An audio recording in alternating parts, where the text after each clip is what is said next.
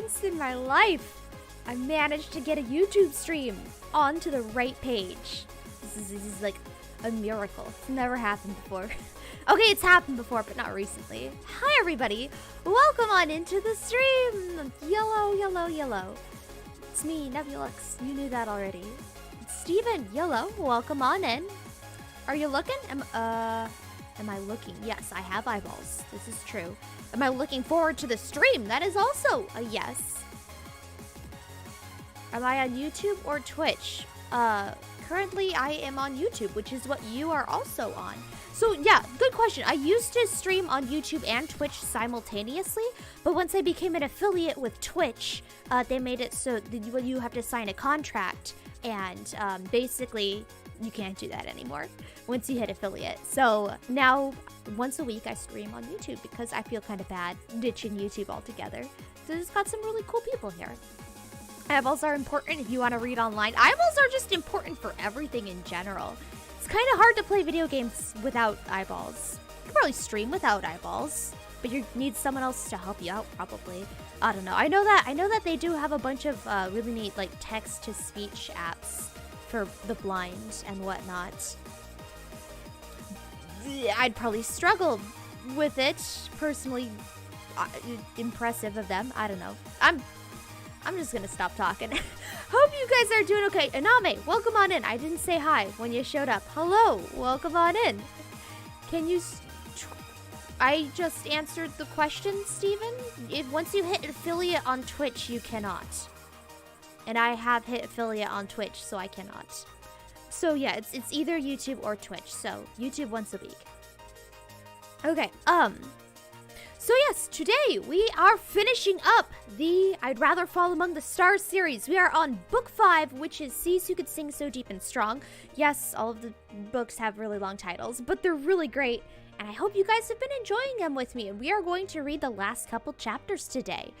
We are on chapter, I believe, 179 out of 186. So there's less than 10 chapters left. So that's pretty exciting if you ask me. Yeah.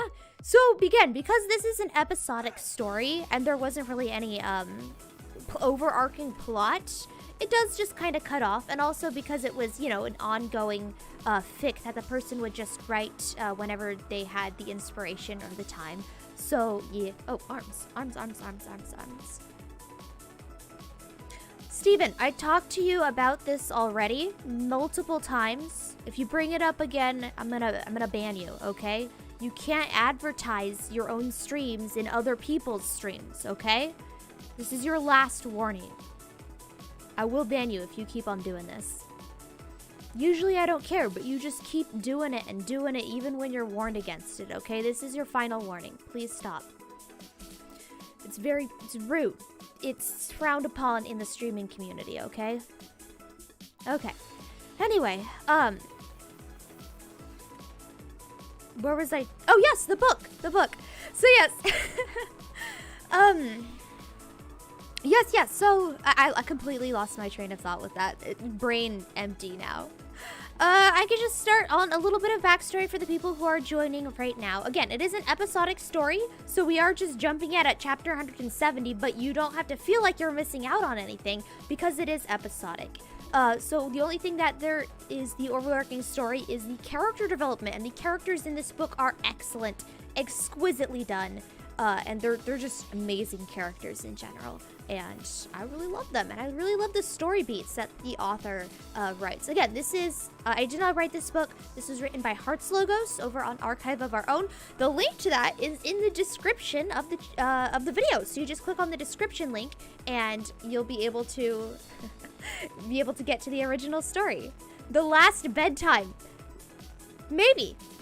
Possibly. I haven't decided yet. It is definitely the last bedtime story for this particular book. I don't know if I'm going to be starting another book after this, or if I'm just going to go back to video game streams. But this is definitely the last stream for this particular book. Did the author come out and say it was complete, or has it just been a long time since the last update? It has been a very long time since the last update. And again, it's like episodic, so it's not like there was a climax they were building up to. This was last updated on September 29th, 2019. And it was started in 2017. So they wrote 179 chapters over the course, 186 chapters over the course of 2 years. So they just like churned it out in 2 years and then haven't posted since 2019. So I think it's probably, maybe they'll update it in the future, maybe they won't. I do know that this author does write. They're still writing. They're still active, and they still write like a chapter a week, it feels like. Maybe more, because I'm following them, and I get email notifications like every day, it feels like, for this author.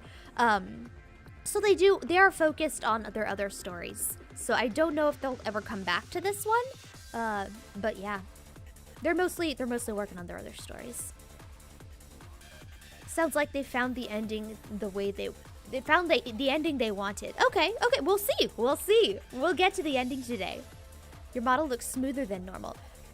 I noticed that too today, at least with the arms. Like, they immediately start tracking right away, and I can do better, higher quality jazz hands maybe. I don't know why. I don't know why. Maybe it updated while I was asleep and I just didn't notice. But thank you. Yeah, I don't know. Anyway, so let me give you guys a little bit of, my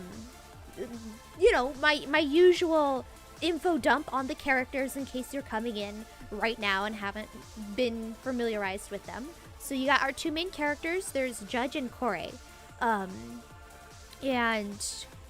Kore was the main character for like the first bit of the books. She was a Seren main turned Nidus main. So this is a Warframe book. I don't know if I mentioned that. This is a Warframe book. It's not an official book. It is a fan-made book written by heartslogos, and posted on Archive of Our Own. But yeah, if you are unfamiliar with Warframe, you have any questions you want to ask me about what the heck is going on, what the heck a Kubro is, feel free to ask, and it'll be great. Doing story time. I am yellow there. Fireball, you were Wrath if I remember correctly. I'm pretty sure. Well, anyway, I know you're all. Welcome back. I'm really bad with remembering names for both YouTube and Twitch, so apologies if I forgot. But yes, hello. Arms. Yes, so Kore, she's pretty much the main character. She, Warframe nerd. Okay, I'm just giving the general disclaimer in case there's someone new. What are you in shock of, Paris? You're scorched. Dang it!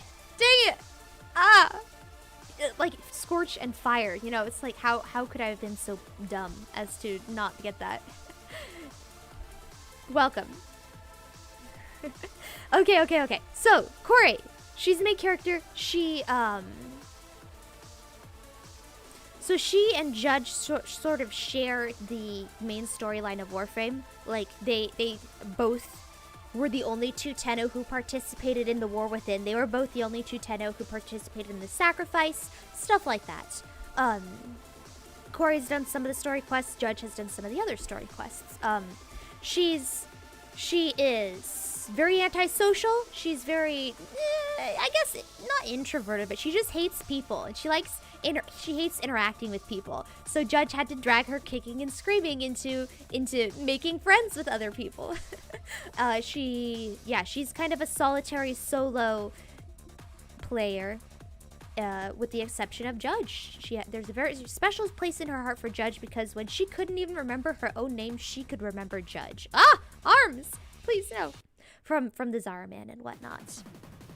A solo Tenno. Yep. The lone Tenno operative, if you will. But yeah, and then Judge he's a tinkerer. He's really into building and gadgets, and also he's like the detective. he investigates things. He has a million conspiracy theories that are always running through his head, and he's always trying to get to the bottom of the mystery. And he has also been scarred by his experience with the Orakin. He's got severe claustrophobia. He has a hard time differentiating between the man in the wall hallucinations and reality. And so the man in the wall torments him because he has a hard time figuring out, am I dreaming or am I awake? And he has panic attacks over that. But he's been getting a lot better over the course of the story. Again, this whole thing is just fueled by character development. The characters have progressed so far. Like, for instance, Kore, she had this thing where she would never come out as a Tenno to people. She'd stay in her Warframe.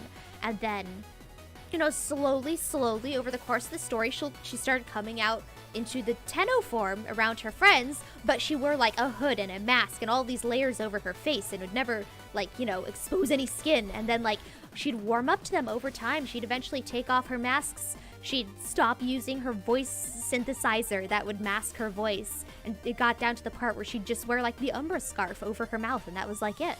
And so and then she even told her real name to one of her friends. She told him her name was Kore, which is a big deal to her. She's slowly opening up and her character is developing.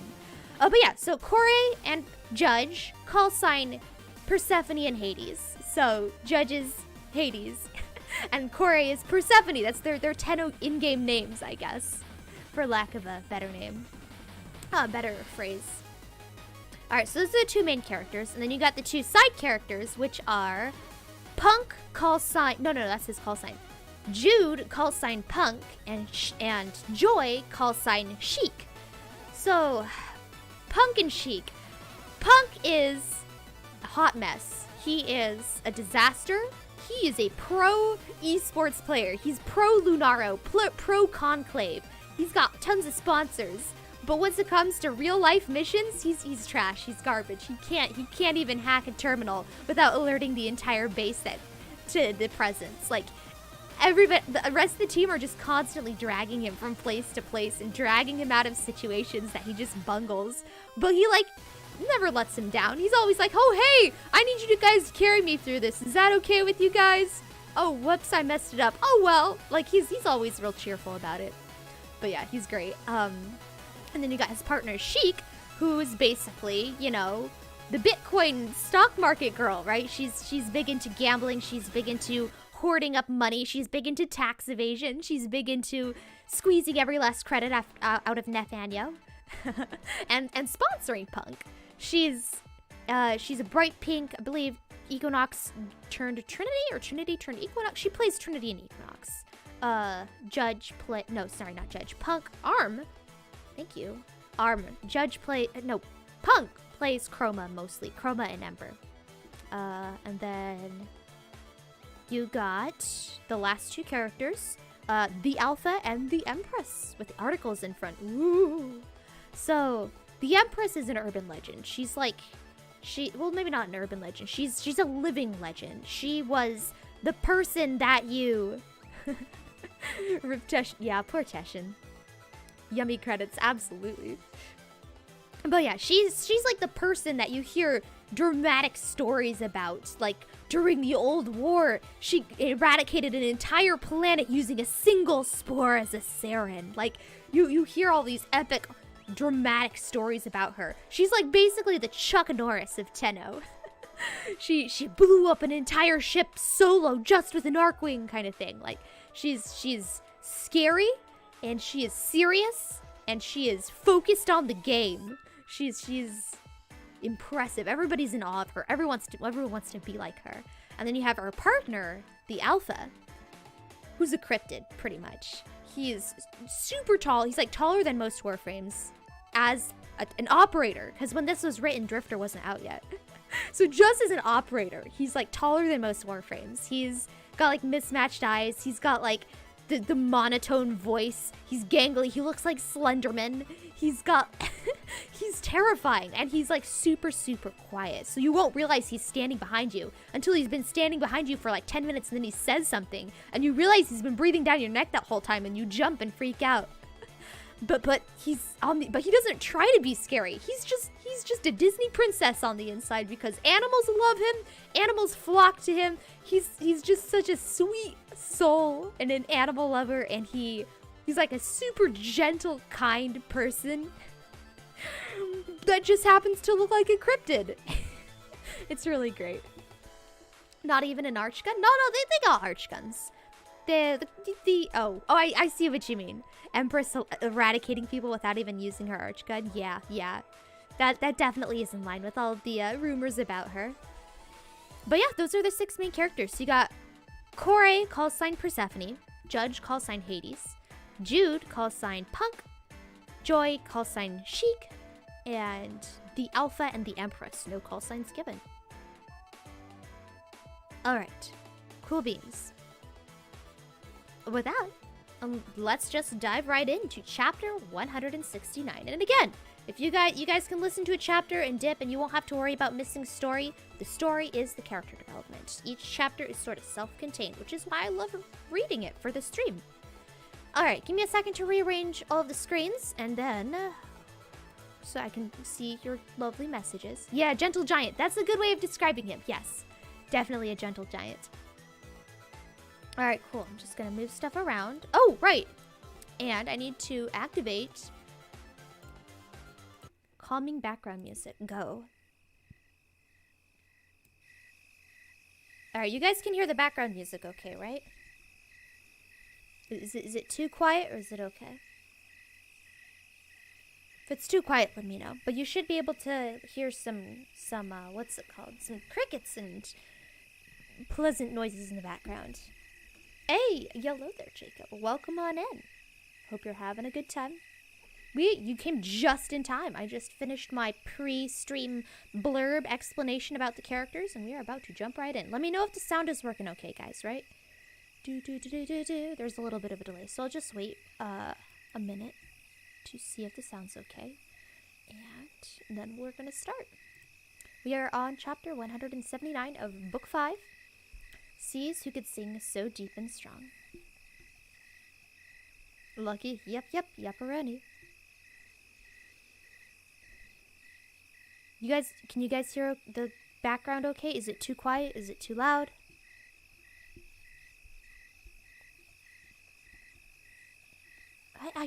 This chapter sounds really familiar. I could have sworn I read it already, but I guess I didn't. Maybe I read it on my own after the stream or something. It's fine for you. Okay, cool. Thank you for letting me know. You enjoy explosives in Warframe. Who doesn't? Who doesn't? Explosives are the spice of life. Wow, chef's kiss. It's a little loud. Okay.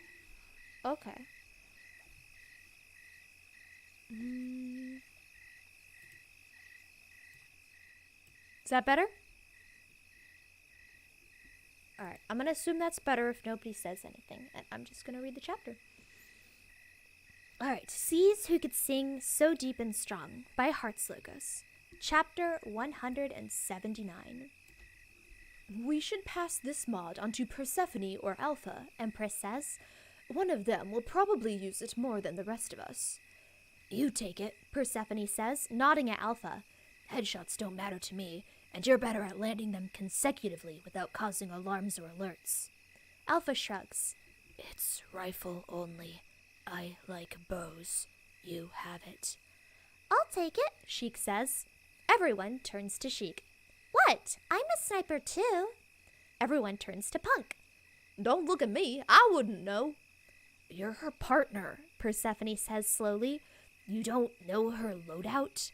Percy, my dude, I barely know my loadout when I'm not doing some kind of arena-based sport. Punk touches his chest.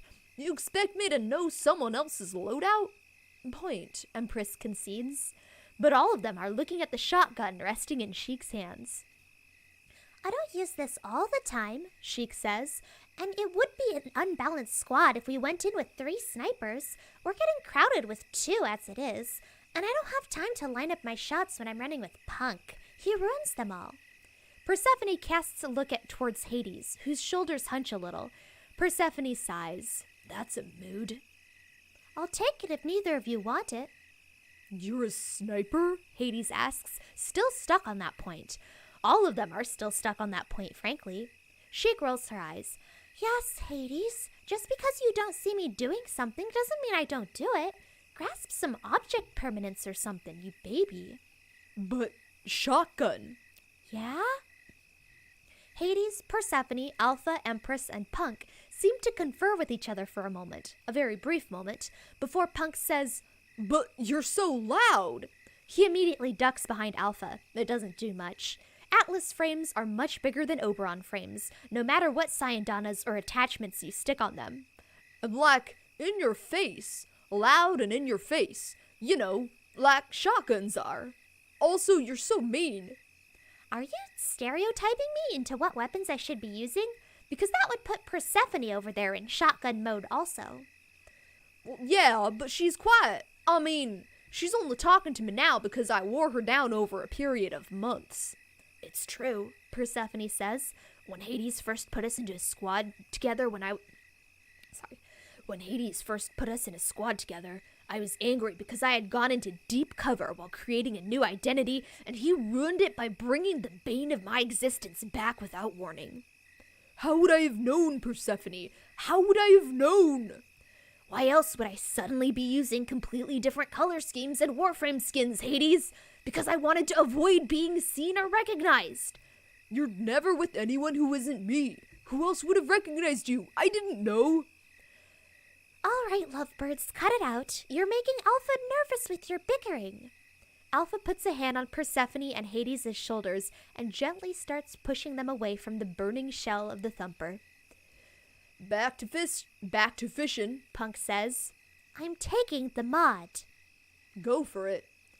Now that this is all settled, Empress returns to ripping the thumper open like she's peeling an orange. Nightfall is coming. Anyone up for fighting the Eidolon with me? Do you even need anyone to say yes? No, I was being social and polite. Frankly, it doesn't matter to me if anyone says yes. This is why you're the best, Sheik sighs. I'll go with you. I probably won't do much of anything, but I'm bored enough to give it a shot.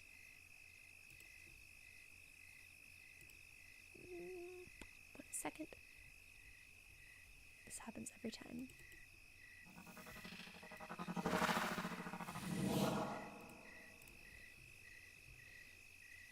Kore, tell your Moa to stop bullying my Moa. What? Your Moa is being mean to mine. Tell it to stop.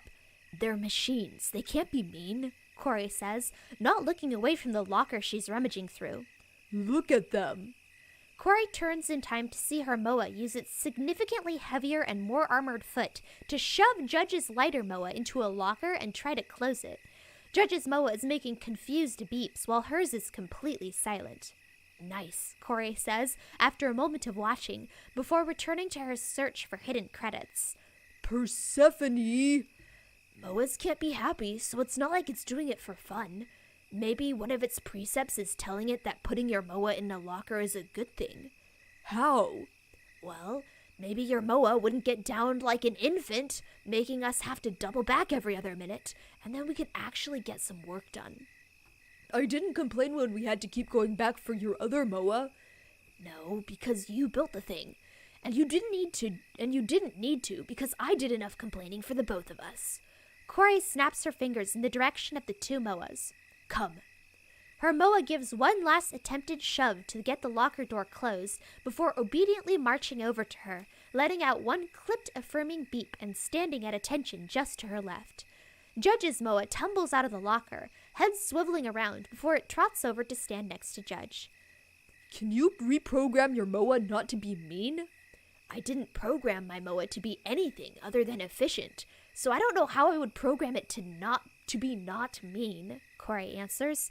Can you program your Moa to not stay still when it's being shot at? It's a baby. It doesn't know better. Don't listen to her, Ango. You're doing great, buddy. Ango? I named my Moa Ango. Kore watches the two for a beat.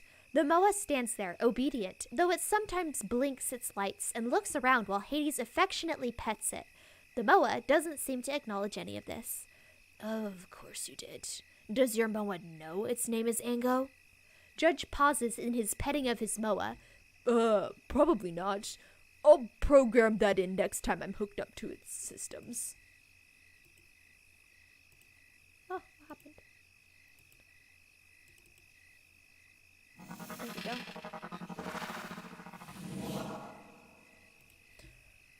Okay, oh boy, there's a bunch of chat happening.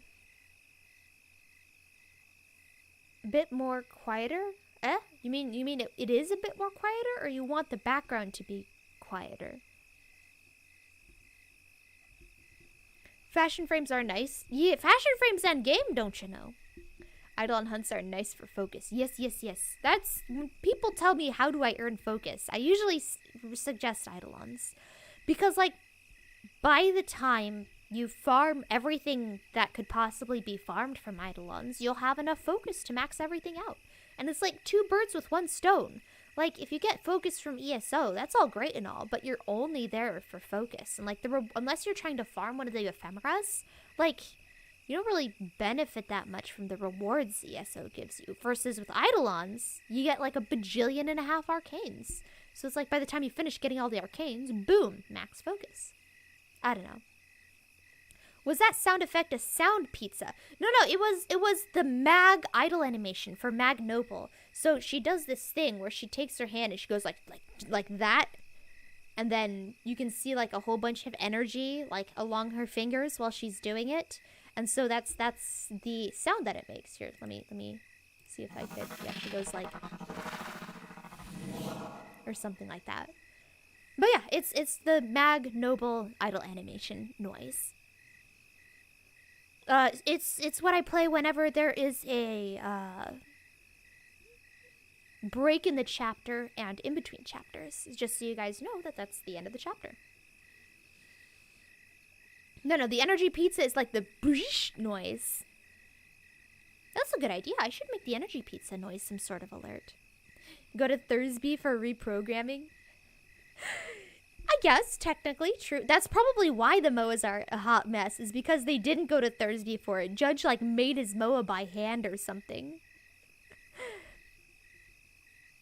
The background. The background? Yes, are you... Wait. You're saying the background is still too loud? Yes?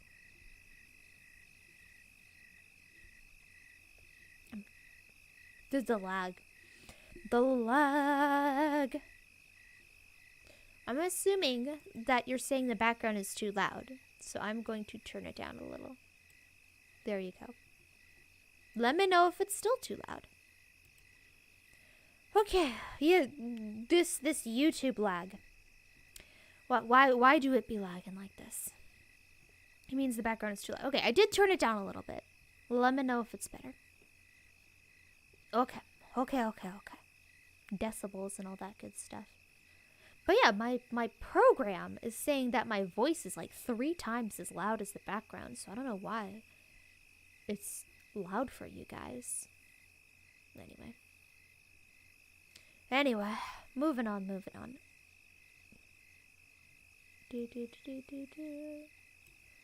Okay, chapter 180, so we only got 6 chapters left.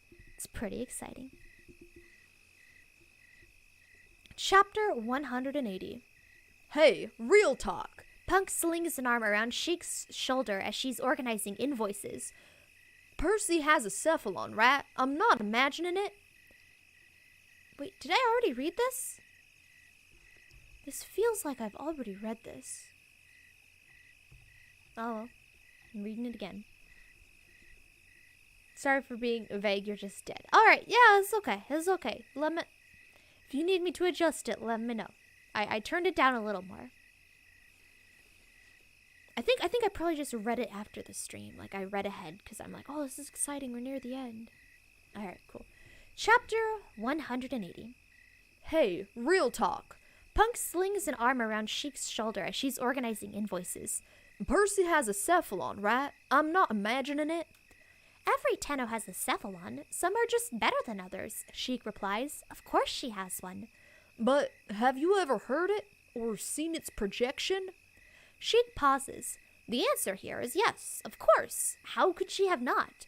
Even when you're in a random squad, you'll sometimes hear the chatter of other Tenno's cephalons, or you'll hear those Tenno idly giving their cephalons instructions. Sometimes, if you're talking to a Tenno through a video feed and the cephalon needs to interrupt you, you'll see a small display view of that cephalon's image for a moment. And yet, she can't think of a moment when she's heard Persephone's cephalon. It's called Ordis, I think, Sheik says, because she does remember Persephone and Hades mentioning Ordis once, or twice. Probably more Hades than Persephone, which is, again, strange that Hades talks about and to Persephone's cephalon more than Persephone does.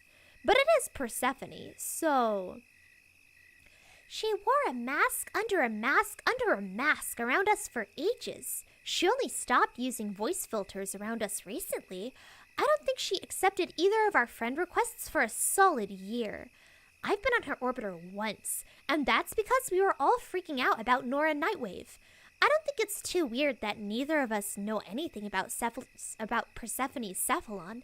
I mean, I don't even know what her real name is. Punk hums, mouth twisting in thought. Do you think her cephalon is broken? Maybe. There are a few Tenno whose cephalons have been corrupted or fragmented over their long hibernation cycles, or almost completely destroyed altogether, and are being held together by patchwork done by Cimeris and Suda. But with how well her ship functions and how quick her cephalon is to respond when she does command it, I don't think so. Maybe her cephalon is shy, like Hades is. The idea of Persephone having a shy cephalon is so out of this world that it's in the void. Their personalities don't have to match, she protests. I mean, look at Alpha and his cephalon. His cephalon is mean, and Empress's cephalon is pretty loud. But they still match a little bit. Alpha's cephalon isn't mean so much as it has high standards and expectations, and it's got a really noble feeling about it. Kinda mysterious, too. An Empress's cephalon is loud, but it's also really battle-focused and confident. Judge's cephalon is just as curious and science-minded as he is, so there's got to be some kind of similarity or compatibility there. Maybe her cephalon just doesn't like us, just like how she doesn't like you. Maybe it's unsociable. Punk hums. But we'll wear her down eventually. It's different, isn't it? Why are you so curious about this anyway? Because I'm not sure if I'm imagining her cephalon or not, and it made me nervous.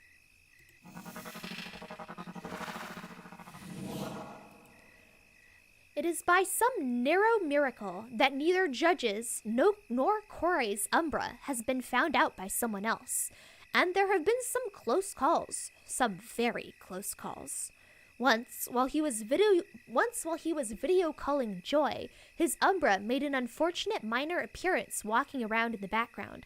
Skyla barely managed to warn him, and Judge let out a flash of void energy, causing several precariously stacked robotics projects he was working on to tumble and obscure the Warframe from view.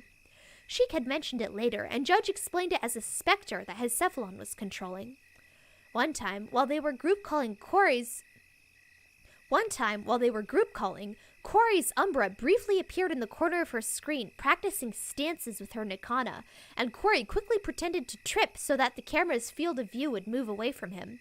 Corey's not a good liar or actress, and you could see from every single pixel her frustration as she continued talking into the screen while lying through her teeth, saying that she tripped. Corey, tripping in her own ship with no one else around her. And they believed it. Which is frankly ridiculous, because he's never seen Corey trip ever, unless someone was actively aiming for her legs. The point is, their Umbra's existence is a barely kept secret, maintained only by the skin of their teeth and the willingness of their friends to believe their bad lies for lack of better explanation. Please, please, please, Judge mutters under his breath as he tries to shove his Umbra into the helminth chamber. Umbra remains firmly just outside of said helminth chamber, projecting mild confusion as Judge tries to move him. There are Tenno who don't know who you are about to board my ship. Judge swears he thought the Umbra was going to be somewhere else, wandering one of the lower decks like he normally does, but apparently his Umbra's in the mood where he wants to sit and stare out into the darkness of space, because Judge found him on the navigation deck earlier. And while that's normally fine, and something Judge thinks of as probably healthy for Umbra's fractured mind, it's not something he can do right now. Judge doesn't think he can explain Umbra sitting up there as a very large articula or another specter. Punk and Sheik would want to poke at it, and Alpha's general existence might make Umbra uneasy and want to test it. Alpha tends to provoke that reaction in people. It's unintentional, of course, but most of the things Alpha causes are unintentional. While it would be a relief not to have to hide Umbra anymore, he would rather that particular secret not come out to his friends by his Warframe attempting to duel Alpha in the middle of his ship, where he lives, in the cold, unforgiving vacuum of space. He'd have to move in with Corey and her Norgs. He would have to move in with Corey, and her Norgs would drive him insane if his Kavat didn't give Corey some kind of aneurysm.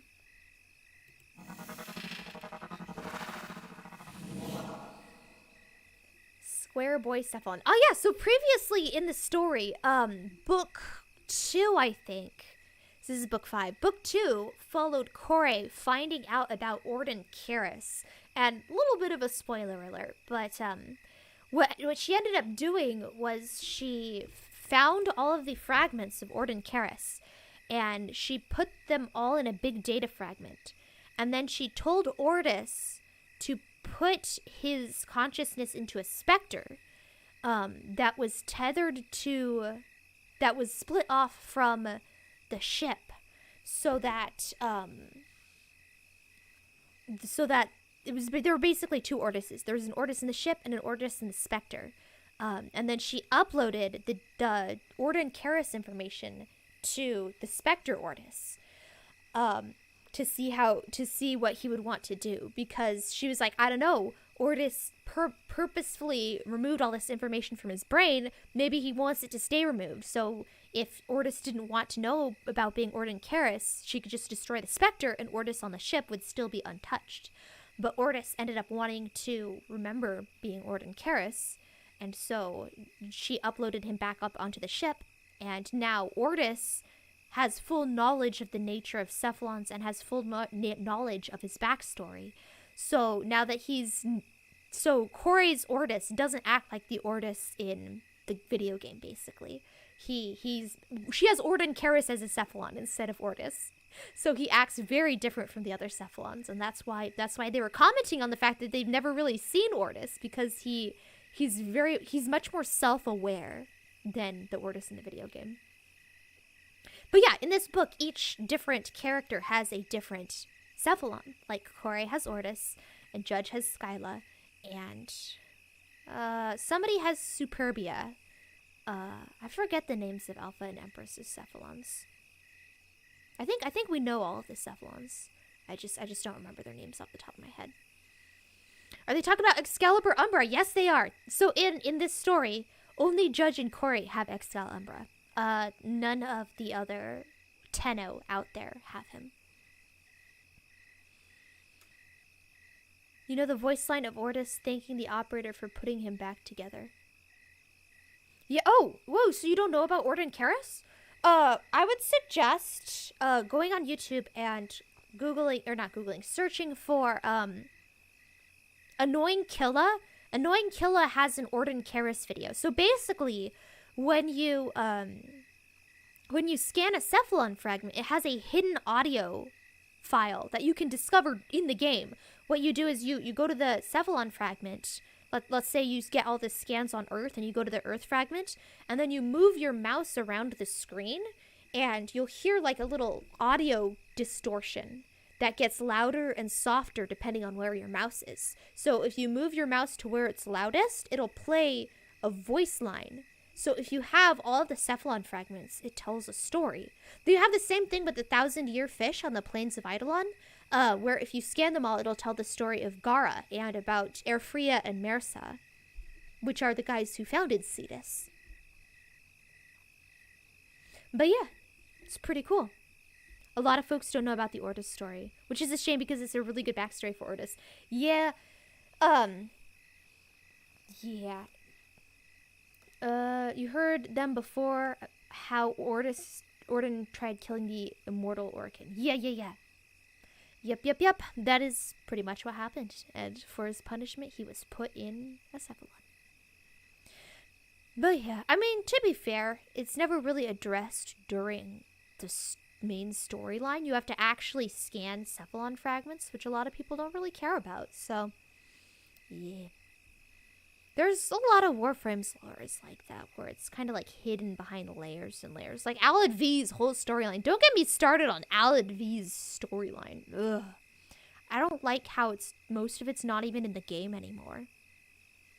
Anyway. I'm just gonna click through to chapter 181. We're getting there. Chapter 181. She doesn't... Oh, wait. This is, I believe, Empress's point of view. Yes, this is Empress's point of view. Just giving you a heads up on this chapter. Chapter 181. She doesn't open her eyes until he says the name her father gave her. You don't have to call me... You do not have to... I can't read. She doesn't open her eyes until he says the name her father gave her. You do not have my leave to call me by that name, Ballas. In fact, you do not have permission to call me at all. What was the saying? Distance makes the heart grow fonder? Or was it time? She feels no fondness in her heart, only clarity and annoyance. She didn't care much for Ballas before. She feels only irritation and disdain now. Her heart only feels hunger. You forget yourself, little demon, Ballas says. Even kittens can be tigers on the other side of doubly reinforced energy barriers, surrounded in guards with weapons pointed forward. You are no longer a child of an executor. You are no longer heir to any throne. You are no longer Orkin. You are nothing. If I am nothing, why do you cower? Speak your bargain, so I may deny it, and you can go back to your lofty ambitions, and I can return to my silence. She didn't appreciate silence enough before, not until him. And then she learned a breadth of meaning to every moment of silence. She found entire destinies and lifetimes in stretches of silence that embraced her and nearly swallowed her whole. In his silence, she found a world that is nowhere here in the gilded halls and satin curtains. It was her world. It was his world, and how she wants. One does not bargain with a maggot. Does one put a maggot in a cage filled with Does one put a maggot in a cage filled with monitors and traps? Does one assign the highest-ranked Dax to watch that cage at all hours of every day? Does one only speak to said maggot in said cage, surrounded by said Dax, from almost 3 yards away with even more Dax? Your view on your self-image would be amusing if it did not fall so short of reality. She smiles. You will bargain with me. What was it they call us? Devils? You will make a bargain with one such devil today. And what sort of devil is trapped and made so weak? The others may call you as such, but I know better. You are a child. You are a child with powers beyond your ken. Or do you think your father would save you? Your brother? Your brother has faced the Jade Light, and your father has no intention of going near you. You have been struck from record, as though you were never born. The mention of her brother's execution stings, but she figured as much. She knew her father would deny her the second she was found. She's known that since Malchior and Lima put her on that ship. Malchior, who risked everything to get her onto that ship and away from here, would not have left her here for so long. Malchior would have fought to be here for her. She does not remember much about her brother. She remembers that, at least. Frankly, she thought he would have been dead the second her father found out about his hand in her disappearance. She's had time to get used to this. The loss of her brother stings. It is a pain she has already accepted. It is far away from her present. It is a wound she has already scarred over. Did I ask you about either of them? No. Let me ask you this. How many decks have you lost in your war? And how far behind are you in blood and flesh that you've come to the devil you've tried to ignore for so long? You will fight for us. I will fight, yes. For you? Convince me. You've seen me carve through your decks with these void powers as though they were silk. You think you hold me here? I'm here because it is convenient for me to be here. You want me to fight your war, Valis? Then you will give me something for it. I'm no Dax. I do not fight for some loyalty to the Orokin, and I am no mercenary. You cannot sway me with luxury. I was one of you once. I know luxury. I know power. Persuade me. It's not quite a bluff. He can't hold her here. She can break free. If she has to, she will break free. There will be sacrifices on her part. She might not make it out whole, but she's accounted for that. Their losses would still far outnumber her own, physical and mental. Ballas doesn't know that, though. He doesn't know that she doesn't want to leave. Not yet, at least. They have something of hers. What do you want, demon? Ballas's jaws clenched, eyes narrowed in distaste. She doesn't raise her chin in defiance. She doesn't need to. She's the one on higher ground already. The Orokin cannot win this war of theirs. They don't have the power. Centuries of golden hallways and proxy hands have made them soft and lily-skinned, bruised by anything not gilded. She might have been that way too, once. The Orokin needs something a little less gold. They need something a little more bone. Bone and blood and hunger. There is another Tenno, she says. You call him the Alpha. I want him. You will give him to me, and I will give you victory. Ballas's jaw works slowly as he considers her.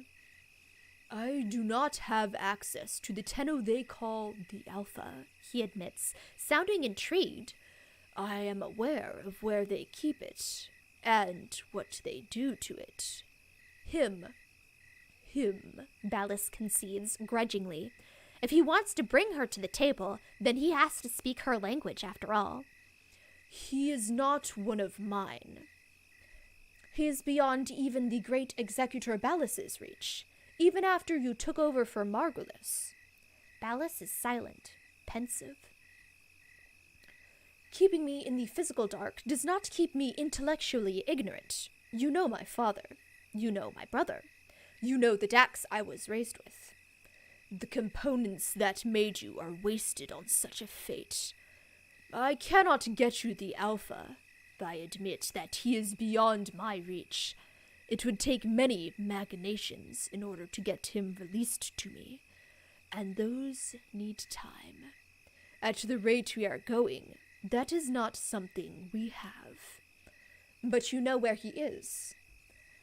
I will grant you the location and the means to go there, Ballas says, but that is all I can offer. Then I will grant you as many victories as it takes for me to get there, and whatever victories are needed to stay there. Call off your guards. Get me a sword. I begin now.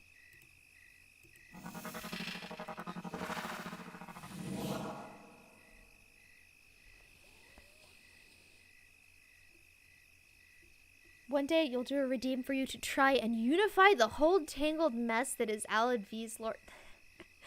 That would require me knowing Alad V's lore. To be honest, I don't know if I have a clear picture of it in my head. I can do research on it in the meantime and try and figure it out. It is a mess though. Like, the thing is, so much of it was told during events that I was not a part of that took place long before I started playing Warframe. So it's like, I know a large chunk of his lore, but I don't know if I know all of it. Like, yeah. I'll I'll try and research it. No guarantees.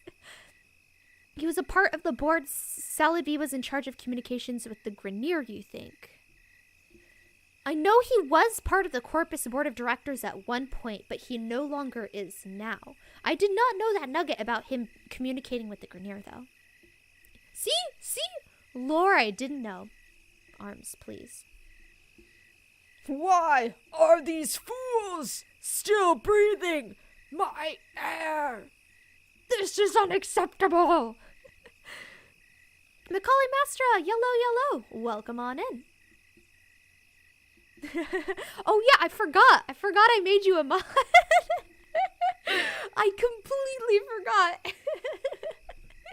Welcome mod. I'm pretty sure the only mod, the shiny mod. DE doesn't have a clear picture of Aladvi's lore. Are you sure about that? I hope they have a clear picture of his lore. I think they have a clear picture of his lore. They just have lost track of what bits of the lore they've told us and which bits they haven't, and they assume we already know his lore, and so they keep going based on the assumption that everyone knows his lore when we don't know all of his lore. I don't know. He openly despised the Grenier, and this caused a war, you think? Yeah, I don't know. If it did, it was before my time, so I am not really familiar with it. I don't know if you're wrong or not. I'll look into it. I'll try and unravel Aladvi's lore at some point.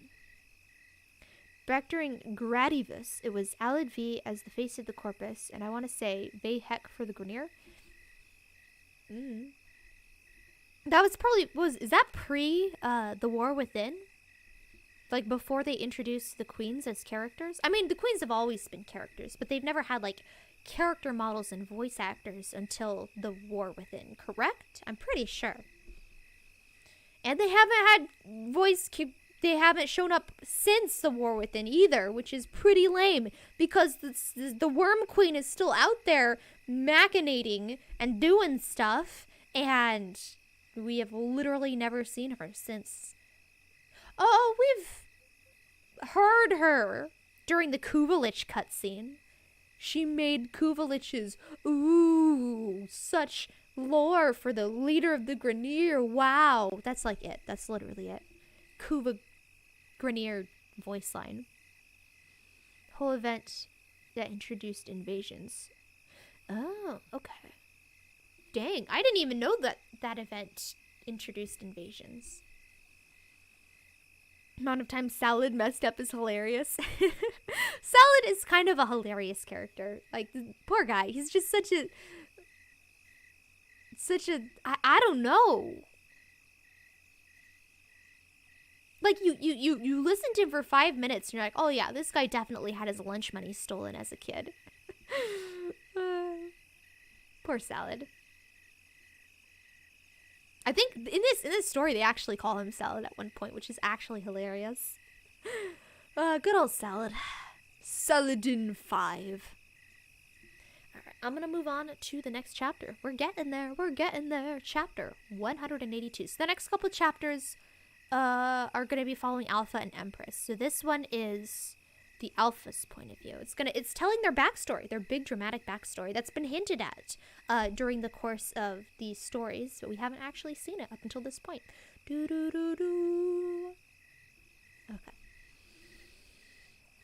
Chapter 182. It all seems to happen at once, very fast. He has parents. Then he has a murderer and a dead father. Then he has no parents and no home, and he is on a ship. Then he has a best friend who is like a galaxy unto herself, and he discovered the possibility of infinity, and for the first time in a very long time was excited to be alive and present. Then there was no one, and everything hurt, because before he had no parents, no home, but at least he had a family. He still has his best friend, and he still had the possibility of infinity, and it was enough when her fingertips were with his fingers, and her heart was with his heart. Their heartbeats were shared with their breath, and the space in space that was rapidly becoming something unreal and unfamiliar. And then that unfamiliarity became familiar because they were changed. They were alone. It was silent, it was dark, it was infinite, vast, and manageable. He had grown used to silence, somewhere between having a murderer and a dead father, and having infinity with no home. And then they were not alone. Then they were not in the unfamiliar, and then they were very much surrounded, and it was very loud. It was too loud. And they took him from her, and he was afraid. He was afraid, and he was angry, and everything hurt, but he didn't do anything. He closed his fists, curled his arms and legs tight to himself, tried to make himself small, even though he knew he was no longer small. But he did it anyway, because then there would be less to hurt and less of a possibility he could hurt in turn. He had learned a very long time ago, when he still had parents, that it was better to be hurt than to hurt. And he had learned that all his life. He had a name to start with, and then, very suddenly, he had no name. Then he became a number, and then he became a test subject. Subject Alpha. It was very loud, and there were many questions, some directed to him, most directed around him. He had no answers, because he had no words. That was upsetting to the researchers. It was upsetting to him too, but he couldn't help it. Silence was less of a defense mechanism and more of a state of existence. He did not learn to be silent so much as he was grown to be silent. And even after the time when it was no longer necessary for him to exist as silence, he didn't know how to stop breathing it, and the people who were important enough to warrant a necessity for sound already knew how to exist with silence and work with it and around it. No good has ever come from his mouth. His silence is his gift. Someday this will be understood. The questions stopped. The tests did not. It was always tests and scientists and questions that were no longer directed at him and his own heartbeat, aliens and unfamiliar... It was always tests and It was always tests and scientists and questions that were no longer directed at him and his own heartbeat, alien and unfamiliar and frightened in his own ears. And the noise. So much noise. No silence anywhere. Always noise. Breathing, machines, voices, the sound of movement, noise, noise, noise, noise, noise. It all happened so fast. But now, everything is so slow. So very, very slow. So slow that he can finally think. Their hands, there are always hands, and they are going around his neck. That is how it always seems to go. He closed his eyes, heartbeats loud and foreign in his ears and painful. He feels the pressure of hands and the metal collar going around his throat. And he remembers other hands around a different throat. And then those same hands, the hands that look like his hands, going around his own throat. And he remembers that it was loud then, too. So loud. It had happened fast then, until it was slow, like now. He remembers so much that it crashes over him, too loud, too much. He feels the pressure on his neck and the too close feeling of someone too close and unwanted. He feels too much. He wants it to stop. It needs to stop. On the back of his eyelids, the face of his mother, the face of the scientist, the face of every single person that's ever hurt him and hated him, and then, cutting through it, a face like a constellation, like the possibility of infinity, and a voice like a liminal moon, magical, surprising, stunning, enchanting, impossible, a memory. She held his hands, the hands that were his mother's hands, the hands that killed his father, the hands that tried to kill him. In hers, and she was crying, tears that started off perfect circles, running together and slowly streaming down her face. "I love your hands," she whispered as she cried, bringing their hands to her mouth. She kissed his fingers. It was wet and cold, and it hurt his heart. "I love your hands." He had tried to pull his hands away. He didn't want to hurt her. He didn't want to hurt anyone. "So you would rather be hurt? You would rather let everyone hurt you and hope for the best? She was angry then, furious. Yes, she didn't understand. It was not so much the act of hurting others. They had both hurt people by that point. There was no choice. Things had changed. They were changing. He had seen the scrawling marks on her torso. She had told him about the ridges growing on his back. His mother had killed his father. She had tried to kill him. These are the hands of someone who hurts the people they love. He couldn't bear hurting someone he cared for. But don't you see? You hurt me when you let people hurt you. He did not understand. Frankly, he still does not understand. Very clear, very present, right now, as the collar goes around his neck, he hears her voice in his ear. A life where you take every blow and deal none in return, she says. What arrogance. No such life can exist. Are you a saint? No. He breathes out one long sigh of silence and feels the pulse of his heartbeat expanding out of him. Beyond his bones, beyond his skin, beyond him. He pushes his breath, his heart out. He pushes out the pounding and the fear and the anger and every single hurt that's been kept trapped inside of him. He is not a saint. He does not want to hurt people, but he is very tired of being hurt. I do not deserve to be hurt, he thinks, as he opens his eyes to a frozen world. I do not want to be hurt anymore. Through his eyelids, he knows that the world is bathed in soft gold, and all things are frozen. He slowly moves, restraints breaking off of him as if they were paper. Everything is quiet, still. There is no breathing, just his own heartbeat. And with the new silence, he can feel himself calming down until even that fades away. He feels everything expanding, beyond him. He can feel the wash of his heart, now silence, pressing against every door, through every wall, out into the echoes of space. He pushes and he pushes, sliding his mind over the surface of water, over glass, over stone, over metal, over fire. He feels the contour of every eyelash, the web between fingers. He feels against him the faint pulse of other hearts, until he finds, very far away, so faint, but at last familiar, the possibility of infinity. He opens his eyes, and through the haze of gold he sees a world stopped in time. He is no longer being hurt, and no one is being hurt. He steps away from hands, frozen in air. He steps away from the collar, taking it and snapping it like it was fine glass, shattering it. He cannot be hurt by this anymore. And he walks away.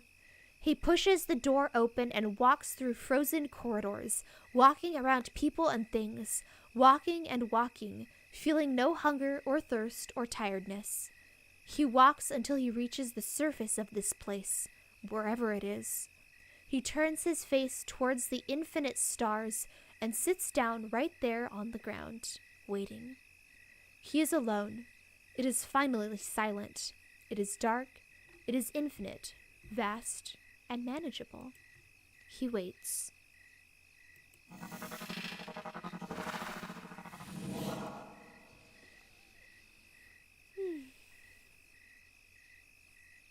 Oh, gotta scroll up. There's a bunch of chat happening. Salad emote. I didn't even know YouTube had a salad emote. Dang. Keep destroying Alan's plans and research. Affected by the infested. Yep. He can never catch a break. Made a deal with sentience to make amalgams. The sentience at the row below list. Yeah. They pretty much bullied him into that deal, honestly. They're just like, hey, you want a deal? And he's like, and they're like, you have to make a deal. And he's like, I guess I'm making a deal. They're like, hey, make this stuff for us, Cox gun. And he's like, okay, I'm making this stuff. Made the Wolf of Saturn 6 into amalgam. Pretty sure the wolf turned on him. Yeah, the wolf did turn on him. Can confirm. New war, even his workers don't listen to him. This guy cannot catch a break. He's a pushover, pretty much. The galaxy's biggest pushover. Viso shot the sentient ship when Salad said to stand down fire control. Yeah, Viso's a hero. Viso was also kind of a pushover, but then he stood up at the last moment. It's like, no. Get wrecked, Dabs. Ooh, what am I saying, Dabs? Get wrecked, Dabs. Viso. Sorry about the rambling, but no, it's okay. It's okay. It's a good refresher for me when I go to do a deep dive research of all of his lore. The void is never with him. Probably be easier if he wasn't a big pushover. Poor guy. The Zanuka. Yeah. You have loyalty issues, Tedo. My Zanuka project will fix that for you. He also has a very pushovery voice. That's not the right word for it, but it's like, he's like some sort of sleazy, don't punch me please kind of person. I'm not thinking of the right words for this. Tenno, I don't understand how... What was the line from the second dream? I've looked inside it, Warframe, and what I've seen doesn't make much sense. I don't know, he's got that voice where it's like, it grates on you, you know? It's not sleazy. Sleazy is, Darvo. Hey, Tenno, do you want to make a deal? I've got discounts on Skana, only 25 plat. Like, that's sleazy. That's not Alibi. Alibi is just like, I don't know. Simpering, I suppose? You feel like an archive? Hey, everyone can learn from archives. Correct me if I'm wrong. It sounds accurate so far. Time for Grenier rambling. Dun dun dun dun. I look forward to hearing it. Alright, cool. I'm gonna move on to chapter 183. Again, this is also from Alpha's point of view. Just continuing on with the narrative of the backstory, the origin story of the Alpha and the Empress. Chapter 183. They move him, but only because he allows it. He thinks that some of them understand this. There are not enough of the ones who understand. There are not enough of the ones that understand that he does not want to hurt, that he stops just before death, and that it is by his graces and his patience and his desire not to hurt that time, life, and existence is frozen. Not ended. Frozen. He permits himself to be moved because now, here, he can feel his second heartbeat, and it is too far away. It is moving, but not fast enough, and not in his direction. That is why he allows himself to be moved. That is why he allows them to send Dax towards him, and guards and soldiers and a containment unit.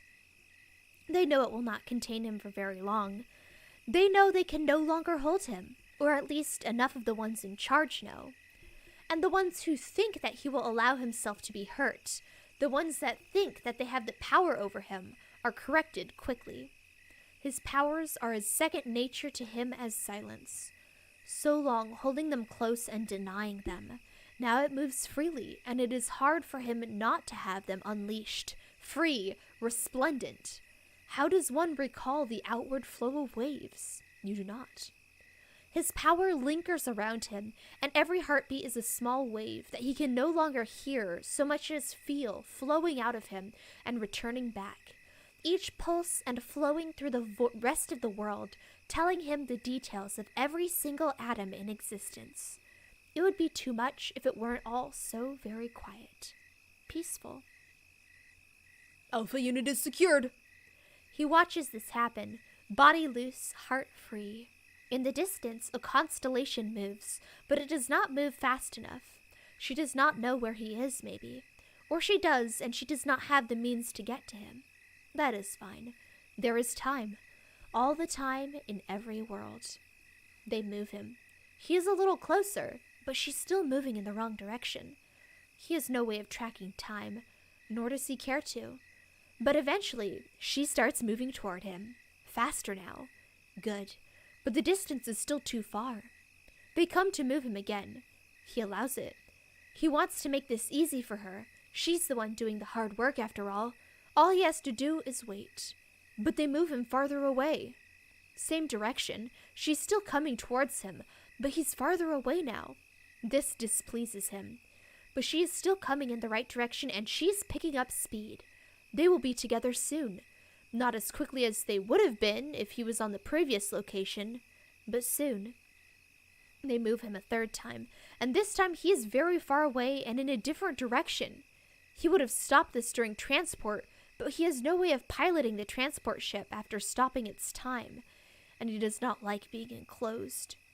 The place they leave him for the third time is nicer than the others. It is not the facility he first silenced. It is not the barren outposts he was at the last. It was not the barren outposts he was at the last 2 times either. Well, barren after he was put there, evacuated by the Orkin, or perhaps decimated by the war. He didn't care to investigate once he was put there. Whatever was there was frozen, silenced, made still, just like the others. He did not care to look at what was now still, so long as it was still. This planet is different. Earth. His mind marvels as he takes in the sound wind. He tips his face up towards the sky. A single sun, blue sky, trees that frame clouds. The Orkin ship leaves, beating a hasty retreat, and he pays it no mind as he runs his fingers over soft green, spongy moss.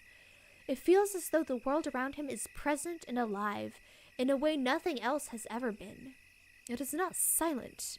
No, there's wind and the motion of things, still living. Not Orkin, not sentient. Not anything other than whatever it is they are. Uncaring about the war in the stars, and the sound of life bursting all around him. Not engines, not regulatory systems or security measures. Not the marching of troops or the blast of weapons. Not even the hum of idle records. It's a different sort of sound. He feels his heartbeat, golden and liquid, lightly wash over everything, and it feels like the world reaches back. A single sound disrupts this, and he is startled by it. It came from him. Laughter.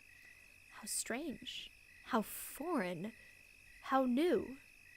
He laughs again, quiet. Not much sound, so much as a chuffing exhale. He likes it here. His second heart is still somewhere far away, but moving fast, and he wants her to be here.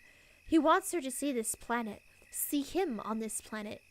He wants to see if she can feel the pulse of this place as he does, and if not, he wants to know if he can figure out a way to share it with her.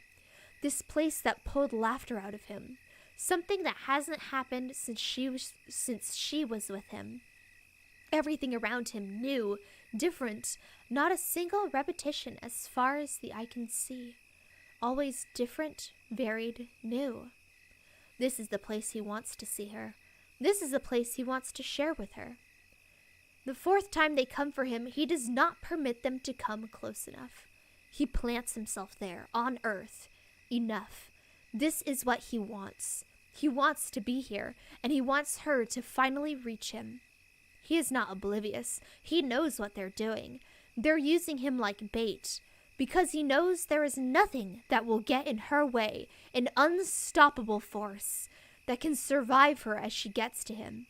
So they are putting their enemies between her and him to have her...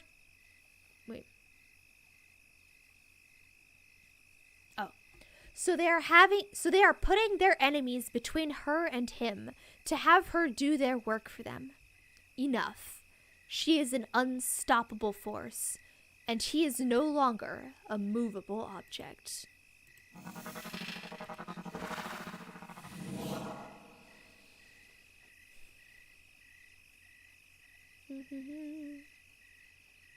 Better equipment to females, and they have to fight for the Grenier.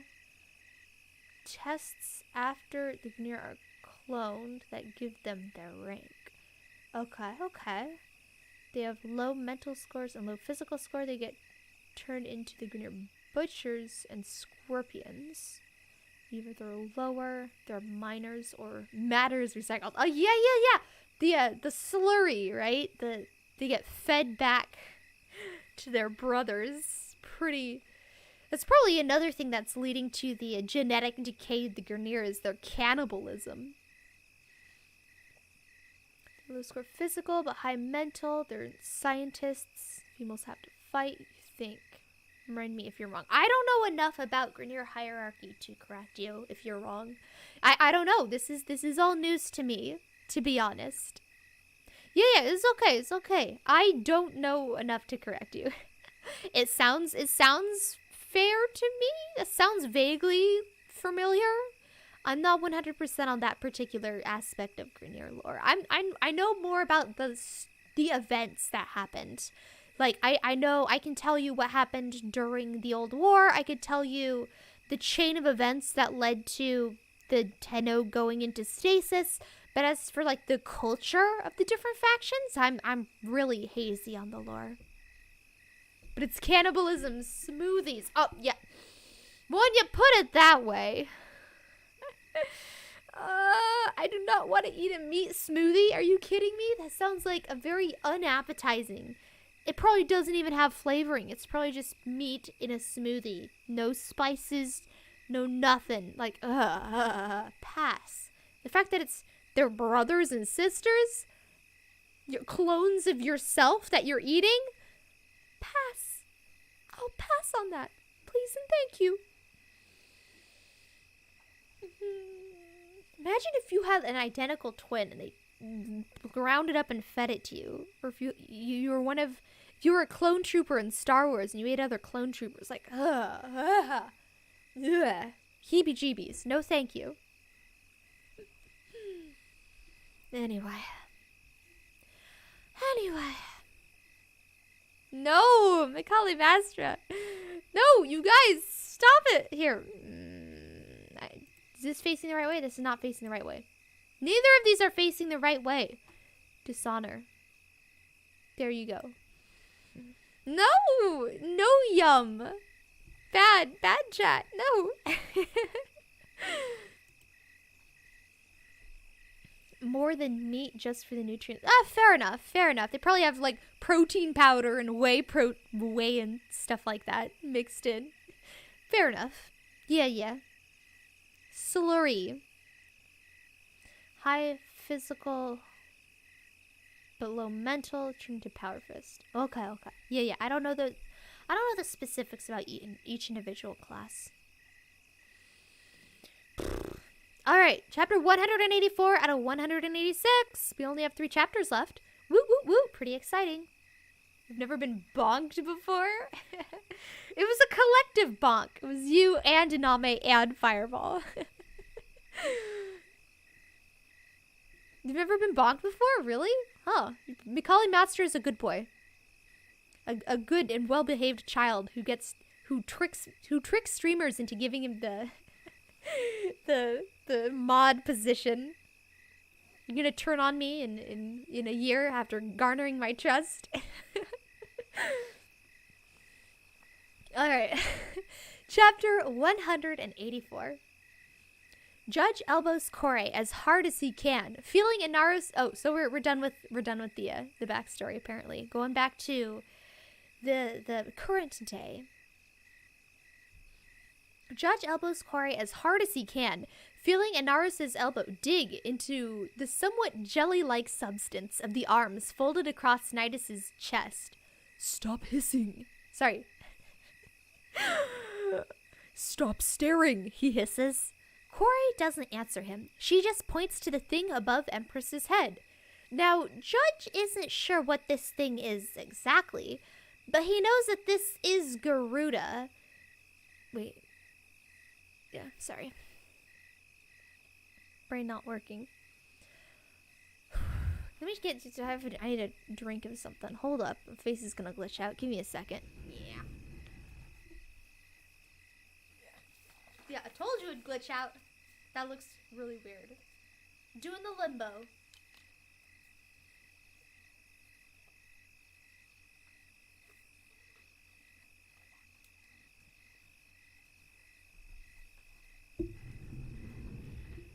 I blame my brain not working.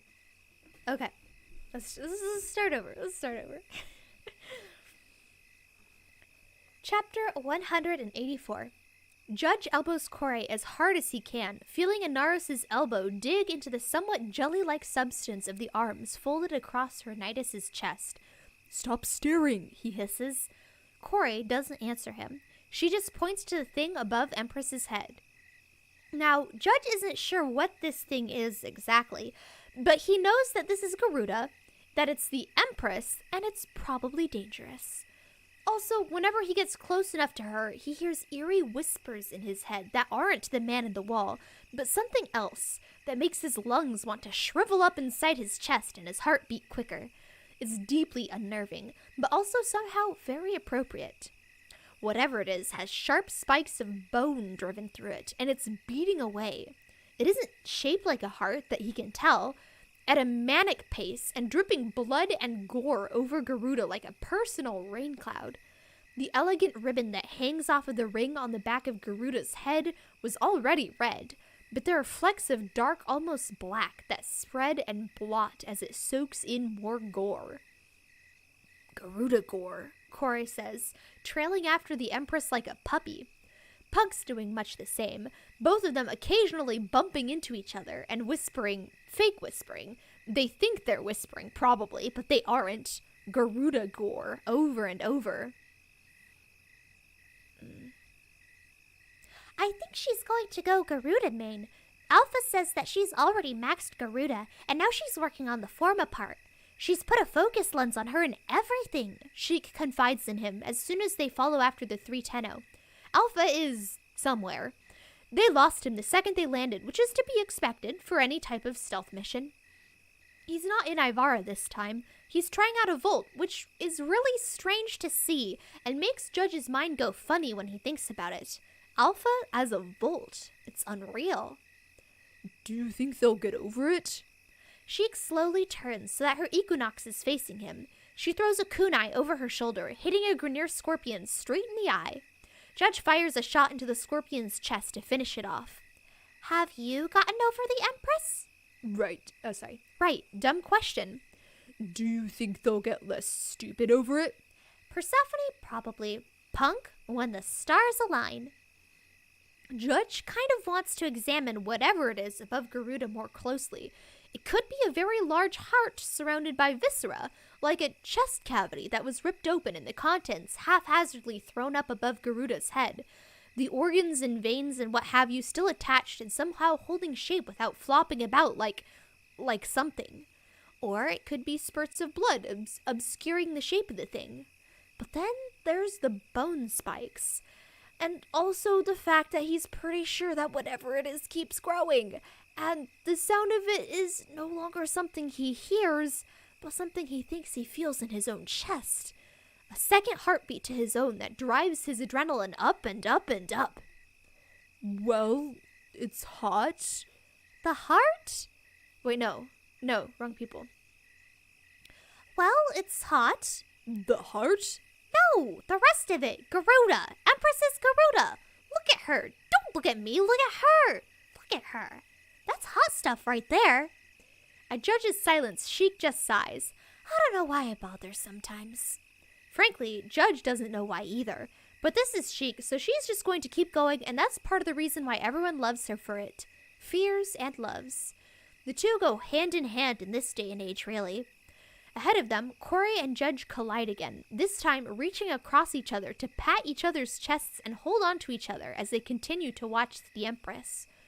"Garuda," Judge says. Garuda, Jude says. "Garuda gore," Corey says. "They've gone and lost their brain cells. For Punk, that's not much of a loss, but I'll attend the funeral for Persephone's." "This is like when she first met Empress in person," Judge muses. "Except she could say more than 2 words. Empress as Garuda does something that launches herself at a Grineer Eximus and impales him on some jagged curved bones that look like ribs or snapped up femurs. Blood immediately starts to gush and run down the bones, but gets absorbed into them along the way before it can pool on the floor. A ring spreads out around the bones, and faint waves of energy connect to the and faint waves of energy connect the pillar to the Empress as she shoots out surrounding scanners, arc traps, and drones. Punk, as Atlas, starts jumping up and down and squealing. Judge can see Nidus's brain lighting up from all the way over here. He's not sure why he missed the exposed brain look. He has no idea why he asked for that back. He should have just been content with the Nidus head that splits with like a melon.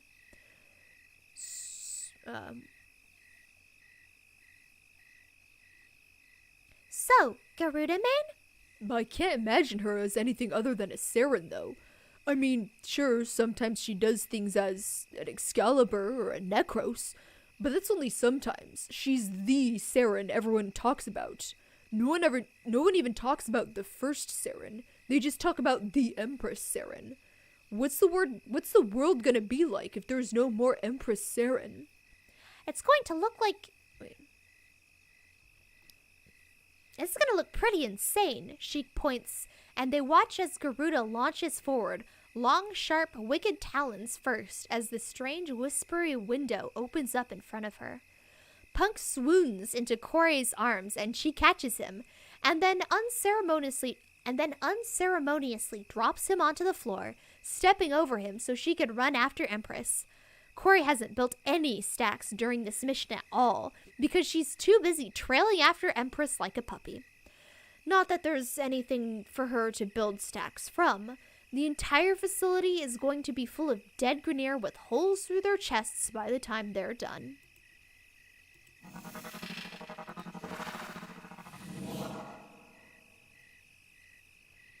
Turn into Lancers, given a gun. Okay. You're well behaved, thank you. I know, that's what I'm saying. That's what I'm saying. You're so well behaved. You're sneaking everyone's trusting you. I'm just saying, it's part of your master plan. You act really well behaved at first, and then bam, you smack them over the head. Taller, bombards napalms, heavy gunners, taller. Okay. High scores on mental and physical. Bayhek and Kayla Jathame. Makes sense. Captain Boar. Makes sense. Orkin of the Grineer are the Worm Queens. Pretty sure. So the way the Grineer Queens work is they were originally two Orkin twin sisters, and they took control of the Grineer. And over time, their Orkin bodies started to age and die, and so they used transference and continuity to transfer their consciousness into Grineer bodies. So they have the minds of Orkin, and they were born as Orkin, but they have transferred themselves into Grineer bodies. So genetically, they are Grineer currently, but they are essentially Orkin. Yeah, that's how the queens work. Whew. All right. Chapter 185. Out of 186, we're in the home stretch now. The Nidus frame's muscles tense and ripple as it slowly turns to the chroma next to it, face fanning open to reveal glimmering flesh, odd ridges, and faint glistening strings of viscera and mucus clinging from one section to the other. Some parts of it must be a mouth of some sort because it makes a low chittering sound that makes him think of things with too many legs and chitinous shells. Oh, I remember. Sorry, we interrupt this program to say I remember this chapter. I love this chapter. It's great. Oh, I forgot about this chapter. All right, sorry, I'm gonna start over. This is from the point of view of a syndicate operative. This is beautiful. Okay, sorry. We interrupt your regularly scheduled broadcast. All right, chapter 185. The Nidus frame's muscles tense and ripple as it slowly turns to the chroma next to it, face fanning open to reveal glimmering flesh, odd ridges, and faint glistening strings of viscera and mucus clinging from one section to the other. Some parts of it must be a mouth of some sort, because it makes a low chittering sound that makes him think of things with too many legs and chitinous shells. When he became an operative for the Steel Meridian, he knew he would have to interact with Warframes, with Tenno. He's seen Warframes coming through relays, and he's heard about the impossible that they've pulled off. It's another thing entirely to be there, up close and in person. Initiate Kerr watches as the Nidus snarls at the chroma next to it. The chroma that responds by belching out a cloud of black smoke that the Nidus waves away with a clawed hand before it stomps away, kicking at a corpus container as it goes. The container bangs against the ship wall, and from here Kerr can see the gouges left in the metal from the Nidus's clawed foot. He would say it would be easy to imagine how that kind of kick would rend flesh and bone, but Kerr would rather not imagine it at all. His first mission out in the field for Cressatal, and he's with this squad. He's heard horror stories about this squad. One of them is supposed to have killed one of the queens. One of them is one of Balas's Sarens. Another one is the Empress, and another is the Alpha. One of these is an elite champion in the combat rings, and another is supposed to be so rich they can topple markets. And wherever these 6 go on missions, void. Most of the operatives don't even like to talk about it. He's even asked operatives from other factions. He's heard about operatives not coming back at all, though the missions go off with amazing results.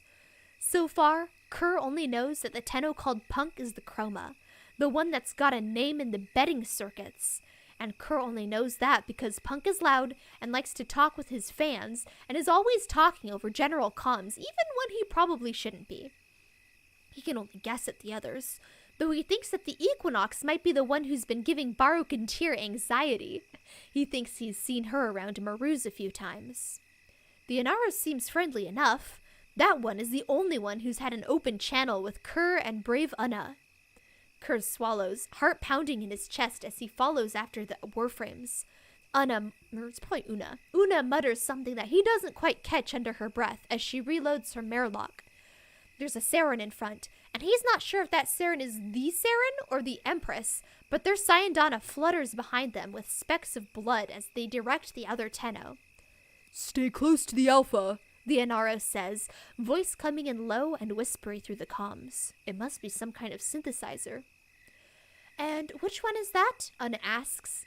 Kerr nearly jumps out of his skin when he feels a hand on his shoulder and Una turns, Merlock raised. An Oberon Warframe, gold and dark navy. That one. Sorry, he's quiet. We're working on it, the Inaros answers. Alpha, can you watch them? Kerr bristles. He doesn't need to be minded like a child, like some parcel or deadweight. Kerr may be only an initiate, but he's worked his way to becoming that.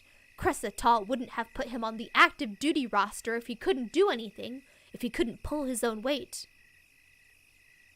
We need to get to the data vaults. Yes. Yes. Kerr thinks the Inaros sounds surprised. I know. We'll handle that. You stay here. Alpha will escort you to extraction once we're done. We need to get to the data vaults, Una protests, just as insulted as he is. It's our mission, and I don't know how you run it, but when I run my missions, I actually take part in them. The Inaros is silent, and unnervingly hard to read, given that it does not have any kind of facial features. I know, it repeats, but this is very dangerous. I am a brave of the Meridian, Una snaps. I can handle myself. I'm sure you can, the Inaros replies, holding its hands up as if to pacify them like they're whining children. But this is a different situation. The Corpus here are going to be coming at us expecting Warframes, Tenno. This will go faster and cleaner if you stay close to Alpha. We knew the risks when we came on this mission, Kerr says. Let us do our jobs.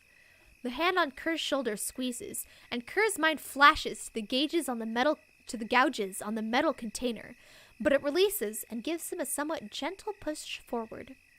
The Inaros' head angles to look at the Oberon instead of Kerr. Kerr can feel the silent exchange going on before the Inaros shakes his head, sighing. He'll try his best to keep you stabilized if it comes to it, the Inaros says, but it really would be better if... Alarms start to blare overhead. Una looks a little smug. Ran into trouble already? Alid V's voice crackles over the ship's loudspeakers.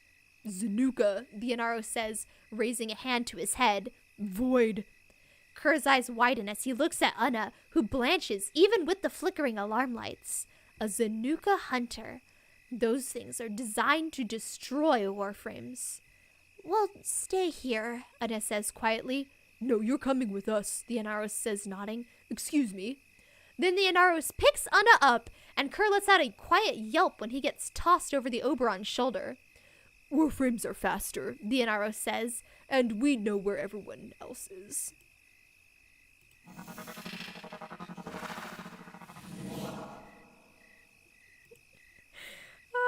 Such a great chapter. I love it. You finally see things from the random civilian's point of view. Except it's not a random civilian. It's a trained professional.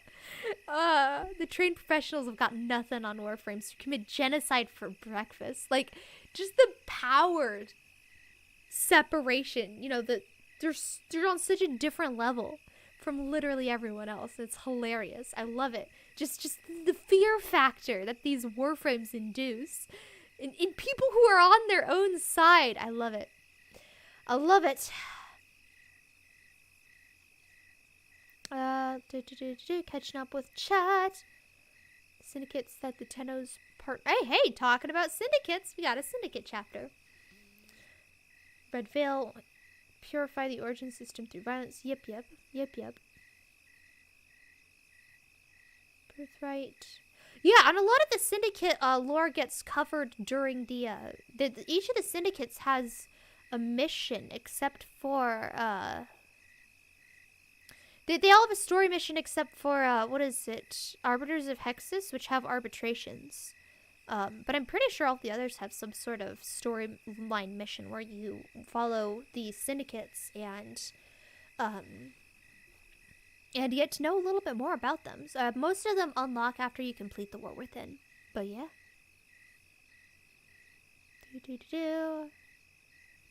You'll listen to story time. Hey! No, I'm enjoying your lordoms. Don't feel like you have to stop. Appreciate them. Enjoy the story. More next stream. Alright. Looking forward to it then. How long has this stream gone so far? We are 1 hour and 41 minutes and 32 seconds into the stream. Usually run for 3 hours, but we only have one chapter left. It's the final chapter.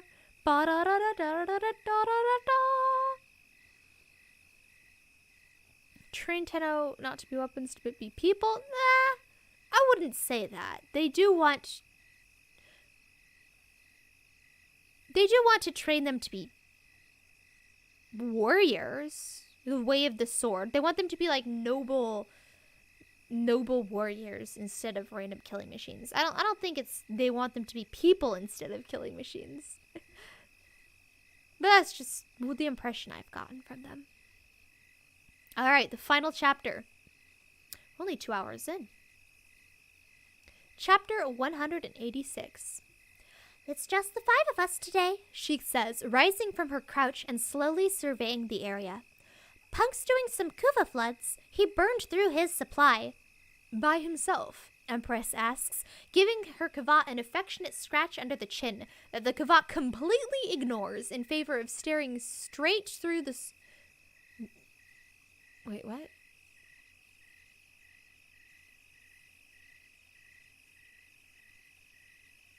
I'm just going to rearrange this sentence. Apologies.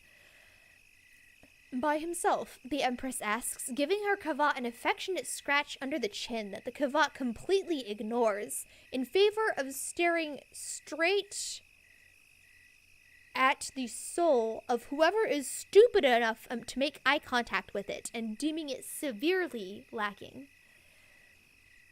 Yeah, well, no. Random squad assignments. Is that squad going to be okay? Hades asks. I mean, sometimes it takes all 5 of us to keep Punk alive. What if they're mean to him? Hades, Judge, sweetheart, are you asking if someone might bully Punk? To be fair, Persephone points out, you did have me go with you to act as muscle when somebody tricked Punk into giving them money. Persephone, honey, you weren't acting as my muscle. You are my muscle, Sheik says fondly, giving Persephone's Nidus a light elbow in the side. And you are a lot of it. Anyway, no one is going to bully Punk. I mean, Punk himself is a walking bully. He makes fun of people all the time, plays tricks on them, does pranks, takes a savage delight in trolling people in his matches. If someone tries to mess with him, he's good to give it back twice over. Alpha bends down and gives Empress's Kavat a hug. The beast's ears flatten. He quickly glances up at Empress, who just pats his head and coos at him. Jailer's ears remain flat, but he obediently holds still for Alpha to continue the hug, looking a little defeated. He's going to be fine. Sheik waves her hands. Listen, I know we give the idiot a lot of grief about being trash at everything that isn't in a controlled stadium setting, but that's only because that's us. Among the regular pool of Tenno, he's fine. He's pretty good at being a Tenno. Really, the only reason he looks bad is because of context. Our group is overpowered, with at least 3 outliers who should have never been counted. You lost me, Hades says. Anyone is going to look bad when they consistently run next to the Empress, Destroyer of Stars and Ravager of Planets, the Silence of a Grave Alpha, and you, Killer of a Grineer Queen. Me? Hades points at himself, looking around. Wait, me? Sheik.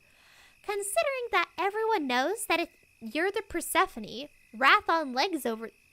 Considering that everyone knows that if you're there, Persephone, wrath on legs over there, is short to follow? Yeah, you've got a reputation for messing stuff up, and being like a prelude to the Tenno who is going to mess stuff up. That's fair, Persephone concedes. And then there's me. Sheik jerks her thumb back at herself. I might not have some kind of scary, ominous reputation for murder and assassination, but I do have the weight of several economies behind me, and you don't want to mess with that kind of economics. So, yeah, in summary, if you remove Punk from our context, he's pretty good Tenno. Alpha gets up and gives Jailer a gentle pat between the ears. Jailer half-heartedly swipes at the skirts of Alpha's Oberon. Wonderful for him, Empress says, waving her arm out towards the snow-covered tundra. Consider any worries I might have possibly had abated. May we begin?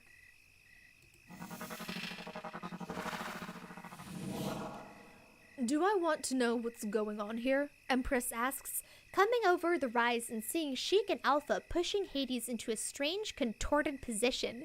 Sheik is pushing down on Hades' shoulders and is pulling on one of his arms at an odd angle. Alpha's got Hades' legs.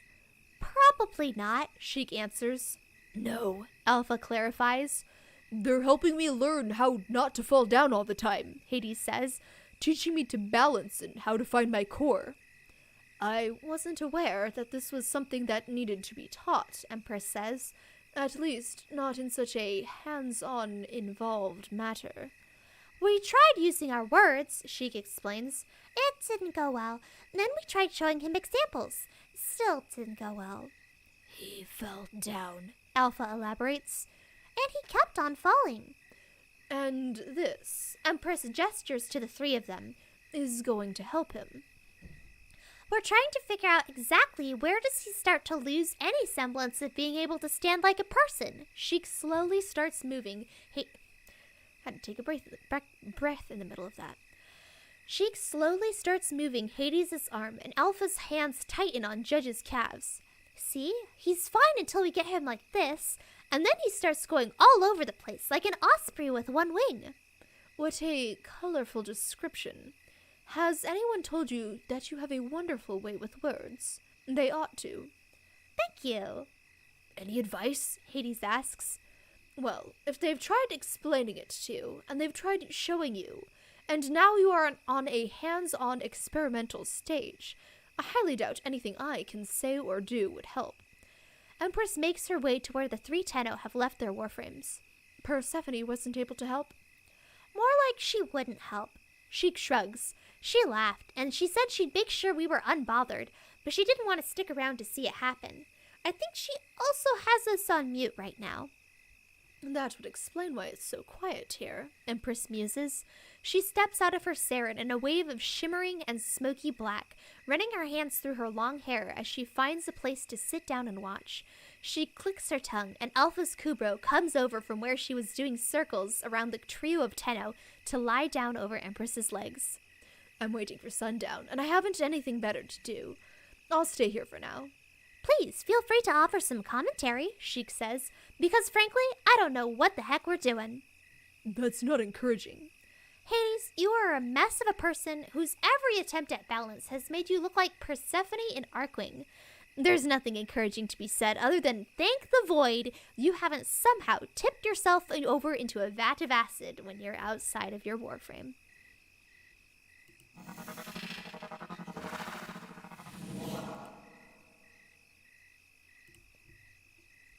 And there we have it. And there we have it. A round of applause for the end of I'd Rather Fall Among...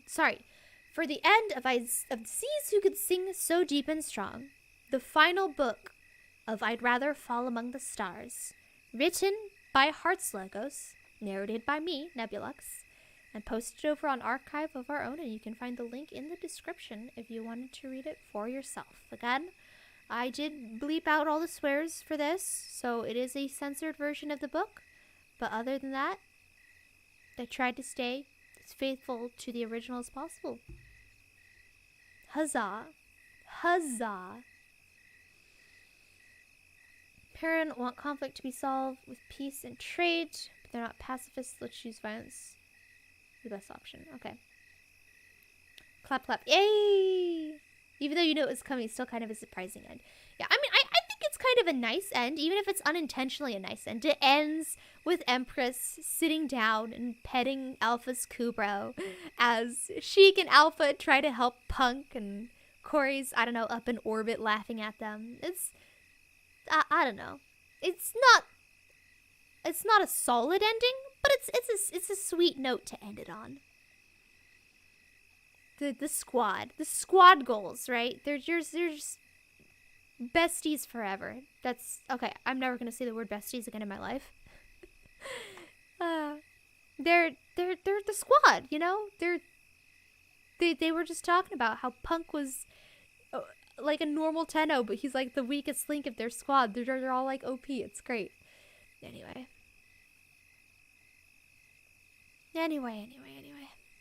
There you have it, everybody. I genuinely love this story so much. It's like my favorite Warframe-related fic I've ever read, and it's up there probably in my top 10 favorite fics I've ever read in my entire life. Maybe top 5, I don't know. I'll have to look at a list of all the things I've ever read. But we still have an hour left in the stream. There's not enough people here, I don't think, to make it a just chatting stream. I mean, I could sit here and just chat with you. I could start reading another story. I could read some other fic. There's a lot of fics I have that I could read.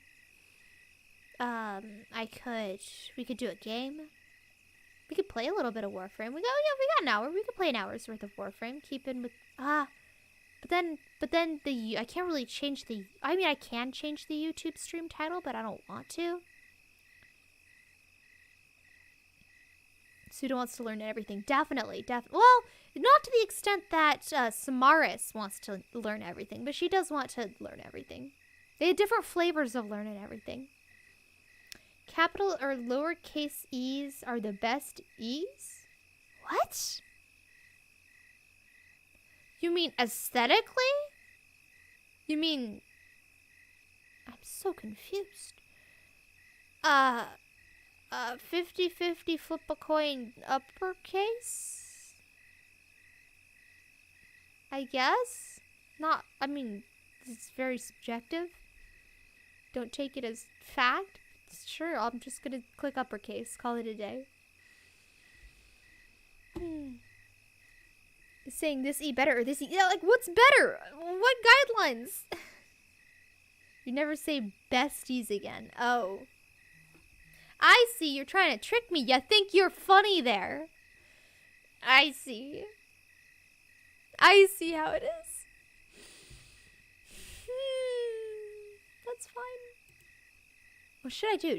I have some fics I've written that are really short, that are definitely able to be read in an hour, but that feels like pathetic to read your own story. I could read. Let's keep reading a thing. Let's figure out a thing to read. Oh, I'll scroll through fics I have. I have a bunch of MLP fics that are short and really good, but it's like, I don't know if you guys want me to read MLP fics. Let's see, I got some TF2 fics. I don't have very many Warframe fics. I don't think I have any Warframe fics. I have a Bionicle fic, but that's definitely not one that can be read in an hour.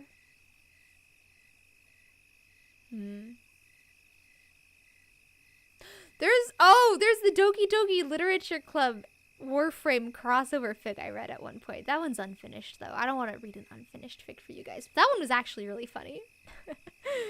You got Sayori. He's like, oh, I found Mr. Deer. I'm going to heal everybody with Mr. Deer. It was really wholesome. I don't know. You could read other fics. You could always play Supermarket Champions. That's true. That's true. What is MLP? My Little Pony. My Little Pony. My Little Pony. Doki Doki X Warframe. It's unfinished, but I would be able to read it in an hour. I think it's really good. I always feel super bad because I wrote a super long comment for it, like a big old review, and then I pushed send, and then the Wi-Fi cut out. And when the page reloaded, the comment didn't send and it was wiped out of existence. And I'm like, oh, I'm not rewriting that thing. And I just tabbed away. So I never actually gave a review to it. So the author never knows how much I love it. I can do that. I'll do Doki Doki as a backup. If I can't find a fic that is complete and short that I didn't write. Let's see. How many words? 30k words. 2k words. Oh, man. There's a really good TF2 series that I would definitely read on stream. But it's long. I wouldn't be able to finish it in an hour. If you guys have Game Mechanics Respawn. No, not Game Mechanics Respawn. But that one too. Game Mechanics Auto Balance. Game Mechanics Auto Balance and Game Mechanics Respawn. If you haven't read those ones, those are good. Those are good TF2 fics. A short Bionicle fic? If there is, I haven't read it. Believe it or not, I have not read that many Bionicle fics. I know. Shame and dishonor upon me. Utter dishonor and chaos. But yeah, for some reason, I have not read one. I mean, I've read like 2 or 3. Not very many. I think probably because... Why haven't... Because back... I only discovered... fics existences like relatively recently in my life. Like I didn't even know about BZ Power until like Bionicle 2015 was out. Like I was kind of really disconnected from Bionicle online presence, so I never actually sought out any fics during the time when I would have actively consumed them. You're gonna have a good sleep. All right, goodbye Fireball. Goodbye. Thanks for stopping by and thanks for the lore dumps out there. I also, want to vet my fics. I'm not gonna read fics that have weird stuff in them. I might. Okay, so Inami, Jacob, and I think Macaulay Masters are still probably in here. So what franchise do you want? Cause if you guys don't mind me reading an MLP fic, there are a whole bunch that I could read that are short. I'm just wasting time here. All right, let me see. Just scroll through my archive of my own account, see if I can find one. And again, I'll do the Doki Doki Literature Club if I can't find anything else, because that one's unfinished, but it's cute. Modernized Hobbit AU, where the orcs are like a mafia and Elrond is a lawyer. That one was pretty funny. Oh, I got a TF2 fic I could read. It's really short, but it's cute.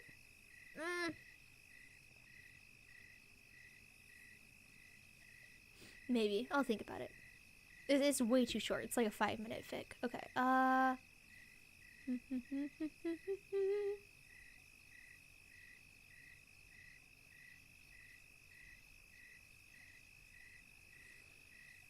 The goal is quick and contained fics. Go for MLP.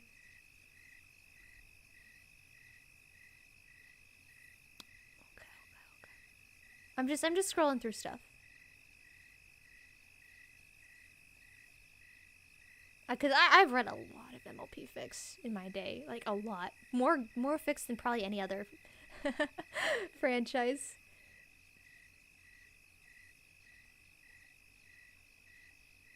There's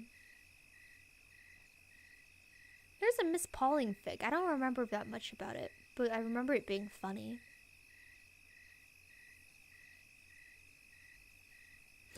Yeah, well, I'm gonna find the Doki Doki Literature Club one, since that one is one that somebody showed an interest in. So, I don't know if I have it saved anywhere. So,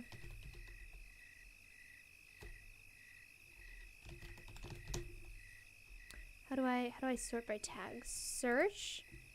Sort by fandoms.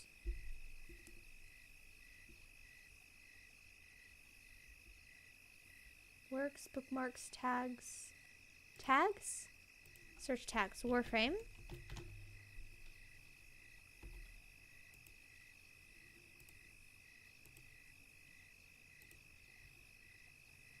Okay. And how do I sort crossovers on this website? Ah, whatever. Doki.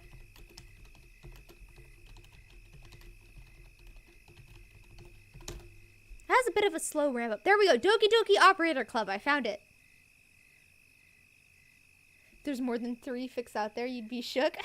There's only one apparently. It is... Wait, what? Wait, what?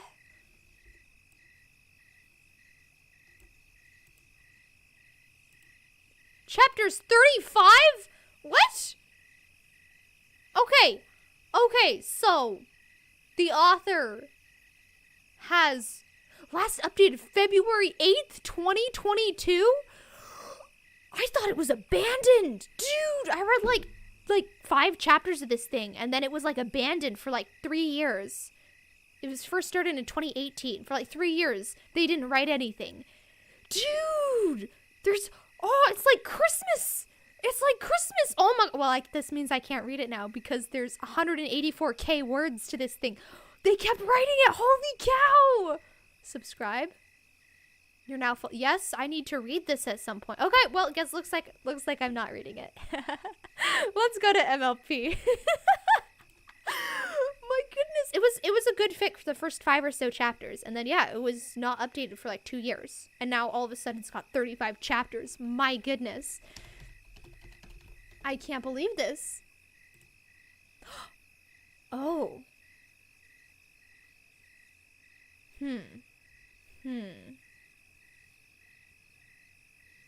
Should I read a fic written by someone I know? Nah. Let's just do. I'm gonna find a short MLP fic, that's all. I'm shook. Wow. This is crazy. Never stop writing. Yeah, I guess not.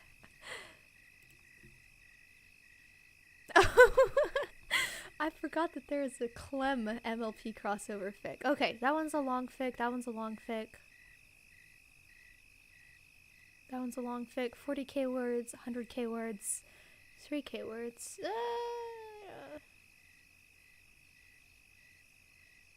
20k words. We could probably do 20k in an hour. No, probably not. That one's long.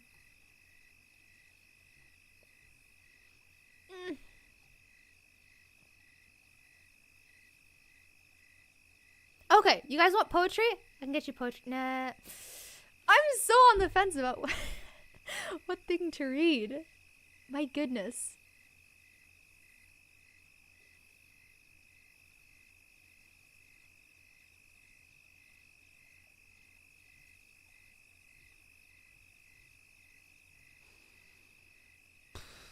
$20k in an hour? Yeah, probably not. Probably not. I know, I can hear your judgment. I can hear it.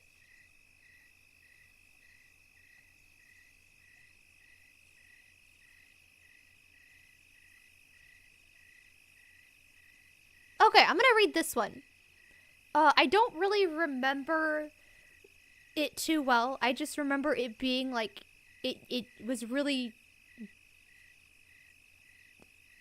I don't know, it's kind of depressing, but it was a good fic. And it's only 7K words. I'm sure I'll be able to finish it before the end. Let me see. Oh yeah, I'll definitely be able to finish this in an hour. Yeah. Okay, so I'm gonna read this one. It's called "You Can't Always Get What You Want" by Bookplayer. Unfortunately, I don't have time to ask them for permission like I did with heartslogos, but oh well. Hopefully, they don't hate the fact that somebody decided to read their fic because they really like it. Again, it's been like, how many years ago was this written? 2016? It's been 6 years since I've read this fic, but I remember it being really good, and I remember it being kind of depressing, but it was also really good. So yeah, you can't always get what you want by Bookplayer. The synopsis is: after failing her little magic trick at the fall formal, Sunset Shimmer is not having the best night, and it's about to get worse. Principal Celestia just found out that Sunset has been living in the school clock tower. Now she has nowhere to live, and who's going to take in a teenager with personal issues that include recent demonic possession? No one normal, obviously. But maybe someone with a mohawk, a house full of creepy masks, and blue eyes that seem to see more than words or rhymes can say. A winner of the Write-Off Association's February write-off, Look I Can Explain. So there you go. It is about Sunset Shimmer from Equestria Girls. The only chapter is called There's No Place Like Home, literally. My plan for world domination failed. I turned into a demon and ripped a hole in the school, and now I'm sitting in the principal's office. I guess the night is improving, but only because I'm pretty sure it literally could not get any worse. Principal Celestia is frowning at me. In my mind, I can see the same expression on the face of the princess I grew up with. It's the kind of expression that most people walk around with every day, but on the face of either version of Celestia, it says so much more. I thought I didn't care about this. Obviously, I was wrong, because this is somehow the perfect, awful accent to my night. I ruined my entire life. Even if Twilight Sparkle is right, even if the girls at school can teach me the magic of friendship, everyone else in the world hates me, or is scared of me, or is disappointed in me. The clock on the wall ticks. Principal Celestia sighs. The room smells like paper and her perfume, a light lilac scent that reminds me of the gardens in Canterlot. I wish I was there. I wish I was a foal again, with my life ahead of me and the chance to do everything differently. The wishing hurts, like staring into the sun, but I keep drifting back to it. Principal Celestia speaks, breaking the silence. Sunset, where do you live? The question clears my mind. I wasn't expecting it right now, with the whole front of the school blown open. I gawk at her for a moment, then sputter, with my parents? She raises an eyebrow. Do your parents have an address? I bite my lip and look down.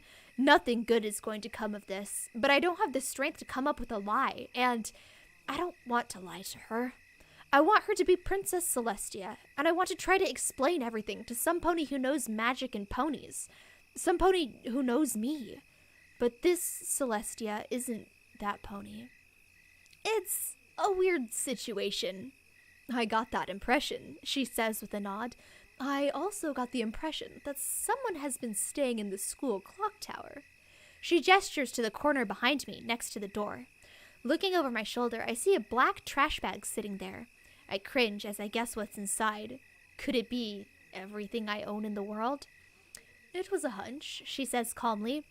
I thought this warranted adding to your student file, but I was surprised to find that you aren't technically a student here. Since you attend every day, it seemed likely that you were staying someplace nearby. Of course, this isn't acceptable. Great, now I'm homeless too. As I turn back, I cover my eyes with my hand, trying to think of what I'll do. I can find someplace else. She's quiet for a moment. I glance up, and it seems that what she's waiting for... I glance up, and it seems like that's what she's waiting for, because she looks me in the eye and says, You can talk to me. I really can't. I sigh and look out the window at the moon. Even after the whole demonic performance tonight, telling people I was born a unicorn in a magical world of talking ponies is probably a ticket to a room with rubber walls, though that would take care of where I'm sleeping tonight. You have to. The frown returns to Principal Celestia's face, stern this time. Sunset. I'm looking at a teenage girl who's been squatting on school property and clearly engaged in some kind of delinquency. As an educator, it is my responsibility to make sure that you're safe and to make sure that you're getting the guidance you need. I should call Child Protective Services. Her frown melts away, and what's left on her face as she goes on is nothing but pure concern. On the other hand, the nature of that delinquency makes this, as you put it, a weird situation. I need to know more so I can do what's right to help you. Somehow, that hurts even worse. I can see the look on the princess's face, too. She tried. It didn't work. She's the most powerful being in a world of magic users. She's immortal. She raises the sun, and even she couldn't help me. You can't, I whisper. She studies my face. I think she's trying to decide if I'm being a bratty teenager or if there's a reason I'm saying that. Sunset, what do you want to happen? I shake my head and lean back in the chair. I want to not be such a screw-up. I want to be Twilight Sparkle and be perfect and make everyone love me. I want to be Princess Celestia's favorite student. I want to be a foal in Canterlot so I can have a chance at those things. I'm not a foal, and I'm not going back to Canterlot.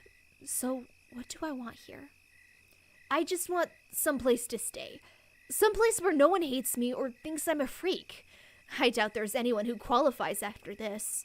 I close my eyes. I don't know. I probably want more than that, but I can't think of it right now. I hear her voice, calm and even. Do you want to stay at Canterlot High? A vision of trying to come to school on Monday crosses my mind. It'll be like a gauntlet of hate down every hallway and in every classroom, and I'll deserve it. I can't do it. There's no way. I don't want it. I want to be a foal again. Then I remember Twilight's friends.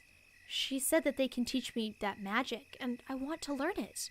Not because it's powerful, but because it looks like what I've always wanted. I guess I do. I open my eyes, and she's looking at me expectantly. I think I can make friends here. As soon as the words are out of my mouth, I realize how stupid that must sound to her. Like, this is the absolute worst place on the planet for me to try to make friends.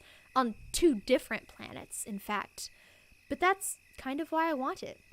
Twilight's friends know about her, so they probably know about me. And having someone who actually knows me would be, well, a start. Look, this is going to sound crazy, I blurt out before Principal Celestia can say anything. I have no idea what I'm going to say. She nods. I'm prepared. I'm from another dimension. The same one Twilight Sparkle was from. I decided to leave out the whole talking ponies thing. Maybe I'm not quite ready for some people to know everything about me right now. Principal Celestia raises an eyebrow. A dimension with magic, I take it. Yeah, I nod. And I think some of the kids here, well, maybe they'd understand me. She leans back in her chair, steadying me. So, you don't have parents in this world? No, I don't have parents in either world, actually. I bite my lip hard. It hurts, but it keeps me from thinking too much. Shaking my head clear, I try to get back to the issue at hand. But back there, I was considered an adult. I can take care of myself, really. I just don't have a way to get set up here. I'll keep all of that in mind, along with your recent behavior, but I need some time to consider this. She tilts her head, still looking at me. Giving a small shrug, I nod. Then she says, for tonight, you can stay with me. My head snaps toward her, my eyes wide. That was not what I was expecting to hear. Principal Celestia nods. If I wasn't willing to take responsibility for you, then there wouldn't be anything for me to consider, were there? I just stare at her. Something in the back of my mind starts to wonder if maybe I could be her student again. But that's dumb, because I am her student, and that's because she's not Princess Celestia, And because an hour ago I turned into a demon and tried to make the other kids my mind-controlled minions. Just because she'll let me sleep on her couch, which is really awesome, doesn't mean she's going to train me in the arts of running high school. Celestia, I can be an idiot sometimes. Finally, I swallow, since I should say something. I guess not. With that, we get up and head outside. I can hear the music from the dance still going on, but out here, it's quiet. It doesn't feel peaceful, though. Between the crater that I made when I fell, the jagged hole in the school, and the statue that was Twilight's portal back to Equestria, echoes of the night seem to crowd the schoolyard. I already cleaned up some of the mess before Principal Celestia called me into her office, but we stay late with Vice Principal Luna, getting done as much as we can. By the time we leave, it's way after the dance ended.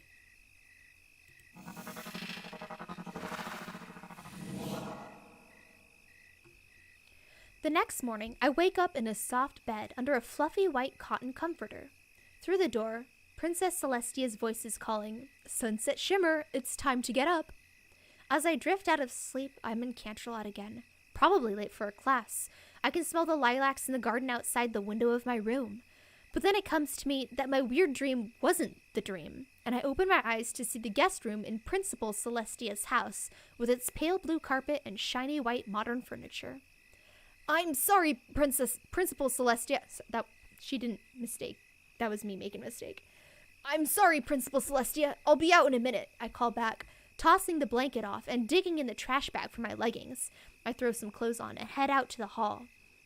Principal Celestia's house is gorgeous. It's big, with high ceilings and tons of windows, and everything is decorated in bright pastel colors, like living in a rainbow shining from behind a gauzy curtain. I make my way down the hall and downstairs towards the living room she showed me last night. As soon as I walk in, I stop. There's someone else here, and she couldn't look less like she belongs here. Sitting on the pale couch across from Principal Celestia in her armchair is a gray woman with hair shaved into a black mohawk, except for heavy black bangs swept across her forehead. As she turns to look at me, I see her clear blue eyes, her dark lipstick, and the darker gray markings on her cheek like some kind of tattoo. Principal Celestia smiles and motions to the woman. "Sunset, there's someone here I'd like you to meet." "Hi," I say, raising a hand in a half-hearted wave. The woman stands. She's tall and holds herself with a stately grace, almost more than Principal Celestia does in this world. She reminds me of a princess, but I've never seen a princess who looks anything like that. She's wearing loose black pants and a white t-shirt with a zebra print vest and a bunch of thick gold rings around her neck like a collar. She smiles, and her eyes twinkle as she nods at me. "Sunset Shimmer, I see. How do you do? Principal Celestia has told me of you." "I've been better?" I frown. She knows about me already. She offers me a sympathetic look. "She and I are old friends. Zakora's my name. There's no need for concern. I'm not here to blame." I look over at Principal Celestia, confused. Did her friend just stop by, or is she here because of me? And does she always talk like this? Principal Celestia smiles at me. "I told Zakora what I know, and what you told me. She lives here in town, and she's willing to take you in." Zakora nods, still smiling. "My house is much smaller than Celestia's place, but I'll squeeze you in if you don't mind the space." We aren't going to talk about her rhyming all the time? Wait, that rhymed. Is it contagious? Just what I need. A freaky magic rhyming disease to go with my newly ruined reputation. Okay, I'm not rhyming now, so I probably don't need to worry about that. I take a breath and process what they just said. Looking at Zakora, I raise an eyebrow. "You'll just let me stay with you?" "Zakora will act as your guardian," Principal Celestia answers. I give her a protesting look, and she explains. She understands your situation, but until you're legally an adult here, you'll need someone who's responsible for you. Zakora will let you live with her. She'll make sure you have food and necessities, and she'll help you get on your feet so that when you turn 18, you'll have no problem finding a place on your own. A frown crosses my face. I don't know what I was hoping, but it wasn't a weird rhyming babysitter. I almost can't believe that Principal Celestia found someone else willing to take me in after last night. I mean, I guess it makes sense that Principal Celestia would take me in. She's Celestia. This woman with a mohawk is not Celestia. I raise an eyebrow at Zecora. You know what I did? She nods, still calm and smiling, and says, Magic, I've heard, and dark magic too, but I'm not afraid of someone like you. Our world is much more than this earth and this sky, and there's more to most things than can be seen with the eye. We look each other in the eye, and I see something in hers. Like, she thinks something is funny. Not like a joke, more like she knows something that makes everything else seem silly. I don't like it. Nothing in my life is silly right now. I turn back to Princess Celestia, it says. I turn back to Princess Celestia. I don't mean to be rude, but I don't even know her. Principal Celestia raises an eyebrow. I told you, she's a very old friend of mine. You don't think I would have called her if I didn't trust her completely, do you? I want to argue, but I don't really have a leg to stand on, and insulting either of them would be a bad look on me right now. I change tactics and make my eyes as large as I can. Can't I just stay with you? She shakes her head firmly. I'm afraid that would be a conflict of interest for me. I need to administer the school fairly, and taking in a student who caused a disruption like that would look bad to the other students, not to mention their parents and the school board. I'm already trying to deal with quite a bit of fallout from that. And you claim she can't help you if her words are true. Zecora raises an eyebrow at me, a smile still on her face. Perhaps from another you could learn something new.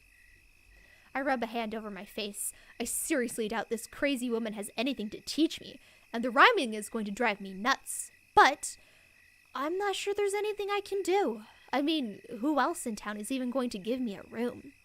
Finally, I take a deep breath and look at them. Well, okay. I mean, thank you, Zecora. I really appreciate this. She laughs. I know you do, child. I really do know. Now pack up your things and home we will go. This is really happening. I'm really going to live with a crazy lady. I try to smile sadly. That would be great, but I kind of need to help with fixing the school. I've called in a work crew. You and I will talk about some other things you can do around school to help make it up to everyone. Principal Celestia smiles. You should go ahead and get settled in. Okay, great. No one else says anything, so I go and grab my trash bag and haul it through the clean, bright rooms and across the nicely kept lawn to where Zecora is waiting.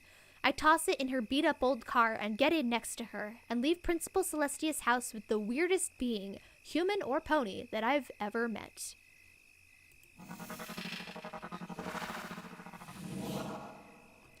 A while later, I see Zecora's house, which I should have expected, and why is this my life?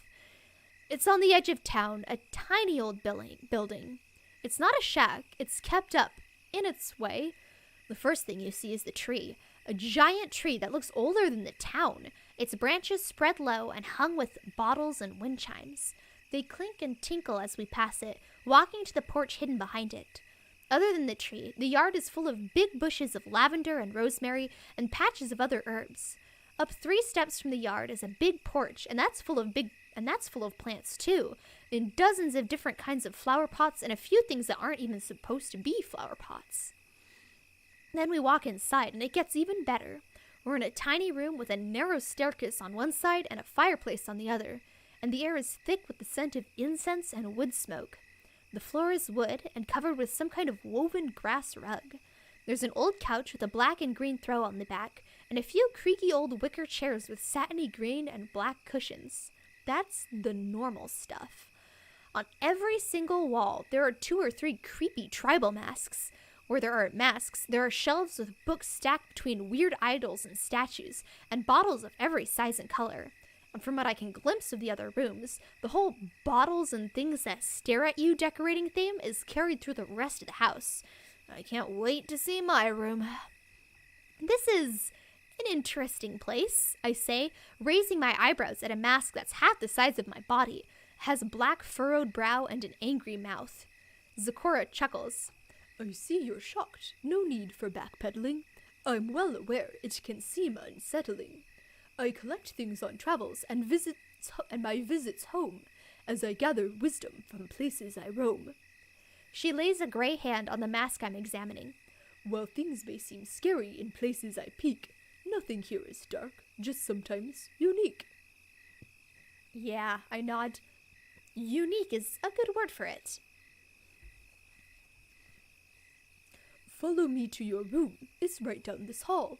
I'm afraid that you'll find the size... I'm afraid that you'll find it's the size of a stall. She leads me through the door at the back of the room to a short hallway lined with more of the masks, except for at the end where there's a big mirror framed in weird carvings. She stops right in front of the mirror and motions to a door. It's empty now. I cleaned out my collection, so you have a blank slate to choose your direction. But I have all sorts of things you're welcome to use, so dress the place up however you choose. Thanks, I say. I'm glad she cleaned it out, but I'm not sure she'll have much for me to decorate with. I really don't want most of her stuff watching me sleep. When I open the door, I see that she's right. The room is tiny. There's a single bed and a nightstand, a desk, and a dresser. That's about it right now. The window is in the shade, looking out at a vegetable garden and some thick woods behind it. Stepping through the door, there's barely room for me in my trash bag of stuff. I sling the bag on the bed. I'll let you unpack the items you bring. She smiles and turns to go.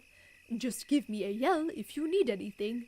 I'll go upstairs and look in my chest and try to pull out things that you might like best. I look around the room again as she leaves. It smells like incense in here too, but lighter than the rest of the house.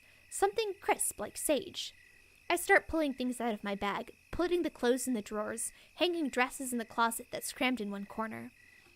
My books go on the dresser, and I toss my faded old blanket on the bed. All that's left in the bottom of the trash bag is some paper, a poster from my first fall formal, pictures of Twilight from a few days ago. That stuff can stay in the bag when I toss it in the trash. The room still looks empty, but now it's mine, and I guess that it's better than the clock tower. After a while, I head back out to the living room where I find Zecora. Fabric is draped over all the furniture, with more of it piled by the stairs, like some kind of exotic bazaar. Bazaar is a good word for this place. She smiles when she sees me looking around. A blanket and curtains are the first things you'll need. I'm sure in this mess you'll find something your speed. Nodding, I take a look. I have to admit, a lot of things are really cool. There's stuff in patterns and styles from all over the world. Rich tapestries and silk, roughly woven wool, thin, filmy cotton. The first thing that catches my eye is a shiny red fabric woven with a gold pattern. Looking more closely, it's a set of curtains. Can I use these? Of course you can. That was the plan, she says. They get folded and laid to the side, and I look at the other things for a blanket to match. There are a few in a similar fabric, but something about them feels wrong. There are some that I like that would clash, like a lavender paisley blanket in light cotton. Then I see one on a chair, red and black and gold geometric patterns. It's a totally different style, but something about it just seems right. I point to it and raise my eyebrows at Zecora. She raises her eyebrows back at me. A very fine choice, if I say so myself. It's pained me to keep that away on a shelf. It's a kente cloth. It's a kente cloth from my native land. My mother made it herself by hand. If you don't want me to use it, I say quickly. I mean, what if I spill something on it? Oh, I have others, so no need to fret. She waves a hand at me. I'd be happy to get some use of that yet. If you're sure, I say, and she nods, so it goes on the pile with the curtains. Since I can't think of anything else I need fabric for, I start folding things up. Zecora does too, stacking the colorful bundles next to the stairs. I can't help looking at each of them and thinking about how many places Zecora must have been, and how many different cultures and people she must have seen. I wonder just how much she has seen, now that I think about it. She didn't even blink when she talked about what I'd done. In fact, she had that look like she knew something no one else did. I look down at the cloth I'm folding, and I almost throw it across the room when I see a unicorn staring back at me. I mean, looking at it more closely, it doesn't look like a real unicorn. He's thinner than any stallion I've seen, and he has a long face like a horse. But there are paintings in the Canterlot Portrait Gallery that look like that, from back before Heartswarming. For a moment, I wonder if he was some pony important. Before I remember that this is the wrong word for that. I thought that one might catch your eye. You should take it with you and give it a try, Zecora says, standing right next to me. I look at her and raise my eyebrow. It was just a thought. In the end, it's your call. If you don't need a blanket, it could hang on your wall. I look down at it again and smirk. I kind of like the idea of having it in my room, so I walk it over to my pile and lay it on top. Zecora and I finish folding all the fabric and piling it by the stairs, returning to the room to its creepy mask of glory. Then she pulls something off a shelf from under a stack of books. It's a dusty laptop computer. She holds it out to me. Here, take this, though I'm afraid it's not new, but for homework and such, I'm sure it will do. And I know you'll need more to have or to wear, so think of those things, but I ask you take care. I'm afraid I can't spend much on fancier stuff, but I'll see to it you'll at least have enough. I take the computer, but the mention of homework makes me cringe. I can't think of school right now. It makes my stomach twist. I can just see the faces of all other kids when I walk through the door on Monday, or the gaping maw of wreckage where the door should be. I hate my life. Zecora frowns. I think there is something that you want to say. Perhaps you'd be happier some other way. Huh? Oh, no, this is fine, Zecora. I sigh. None of this is Zecora's fault, and when it comes down to it, she's being nothing but cool to me. I really do appreciate it. All of it. I don't mean to be like I am. She lays a hand on my shoulder. Places between almost never sit well. What you're meant to be like, I know time will tell. I hope so. Right now, I just feel... I don't even know what I feel. I don't know how to explain it. Oh, sorry. I hope so. Right now, I just feel... I don't know what I feel. I don't know how to explain it. And her hand on my shoulder just feels comforting and wrong at the same time. I shake my head and take a step towards the hall. I'm just going to take this stuff to my room, and I'll let you know if I need anything else. With a nod, she walks over to the pile of cloth and picks it up, turning to go upstairs. I head back to my room to use the things she gave me to put it together.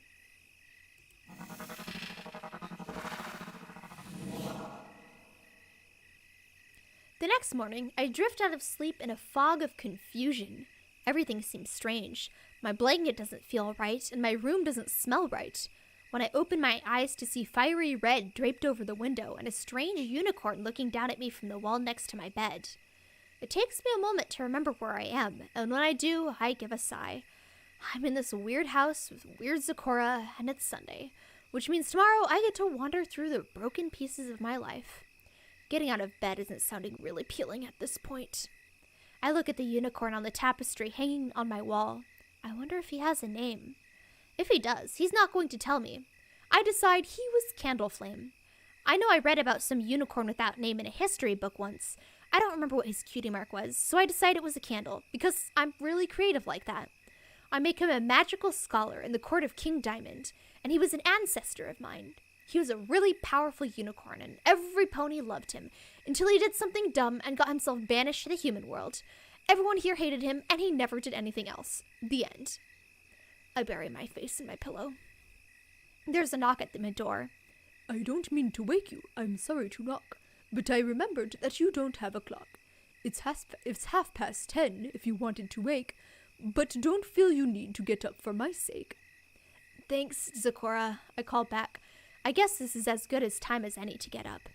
I pull myself out of bed slowly. My room actually looks pretty good, with all the red and gold everywhere. I think about painting my walls, like a really light orange. It might make everything seem warm like a fire, like living inside a phoenix egg or something. As I go to pull off my pajama top, I decide I need a shower. Zecora showed me the bathroom yesterday, so I grab a change of clothes and head down the hall. The bathroom is tiny, like all the other rooms in this house. It's tiled in white, but it seems old. There's a pedestal sink and a tiny shower stall, and a toilet, of course.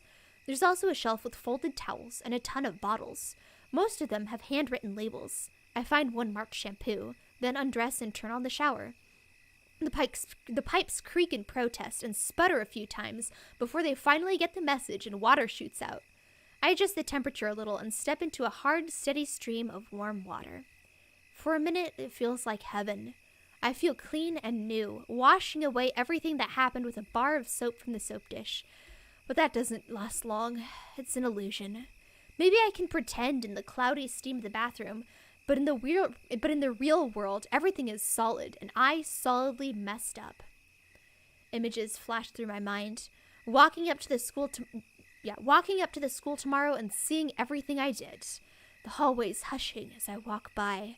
The other kids' stony faces avoiding me as I try to get my books and go to class. Twilight's friends looking at me and whispering, trying to decide if what Twilight wanted is worth talking to someone who, let's face it, tried to kill them. It's probably not. I could try to go up to everyone and say I'm sorry, but what do I even say? Sorry I tried to make half of the senior class my zombie slaves. I kind of have some issues I'm working through, but you can borrow my geometry notes whenever you want. I press my head against the cool tile wall of the shower and let myself cry. This is stupid. Why am I trying? I'm not like them. I'm not a normal high school kid, and I'm not a good, perfect princess of Equestria. I should have gone back to Equestria and been sent to Tartarus. After a good cry, I decide I should stop using up all of Zikora's hot water on my pity party. Forcing myself to pull it together, I wash my face again to get rid of the tears. I step out of the shower and towel off and get dressed. All of it feels like pushing a boulder up a hill, and it's only 11 o'clock. I have a whole day of pushing ahead of me. Then tomorrow I get to work on the really big hill. As I walk out of the bathroom, I slam the door behind me. Then I cringe, because the door didn't do anything, and neither did Zikora, whose door it is. The creepy masks on the wall in front of me don't look impressed anyway. Turning to go back to my room to put on my shoes, I see my face in the mirror at the end of the hall. My hair is wet, and my face is clean, and I look absolutely miserable. I hope Zikora is ready, because I'm going to be a blast to be around today. What a lovely story. I warned you, Macaulay Mastra. I warned you at the beginning. It is kind of depressing. We're almost done with it. It has a nice ending. I promise. I promise. It gets better. It's well written, at least.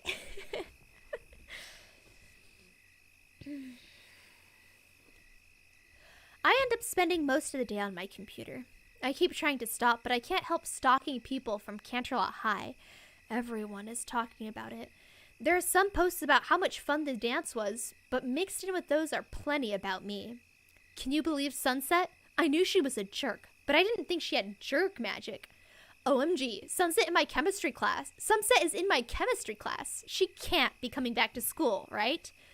Isn't it the worst when you think you have the perfect dress and you go to the dance and some other girl turns into a raging she-demon? And my personal favorite. I wasn't surprised. That's pretty much what happened when she broke up with me, LOL. Thanks, Flash. Hilarious. And kind of true. I mean, I wasn't sprouting bat wings and breathing fire, but I really was awful to him. I've been awful to everyone. No wonder they feel like this when it's their chance to talk about it and make fun of me. I can't blame them for never wanting to see my face again. The evening sun is shining through my window as it sets. I feel like I can see it moving lower, every minute bringing me closer to tomorrow. I don't want it to come. I wish this world had a Princess Celestia. I'd beg her to stop. Just stop the sun. Stop time. Just until I figure out how to make everything right again. A knock on my door. Yeah, I call. Dinner is ready if you'd like to eat. I made jambalaya, and it's quite a treat. I'm not hungry. I frown and glance at the screen again. There's a pause. You said something at lunch, and you haven't since. Did I say something to cause some offense? No, Sakura, I sigh. I just don't want to talk right now. Very well then, I will leave you to gloom. But first, may I see what you've done with your room? Leaning my head back and looking at the ceiling, I give another sigh. Sure, come on in. The door opens. Zikora looks inside. She smiles at the curtain and the bedspread, then steps in to look at the tapestry of candle flame. I cover my face with my hand, hoping that she leaves soon. This is quite nice. I like it a lot.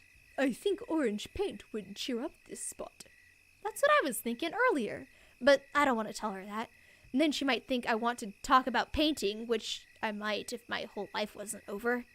She's still looking at the tapestry and tilts her head, considering it.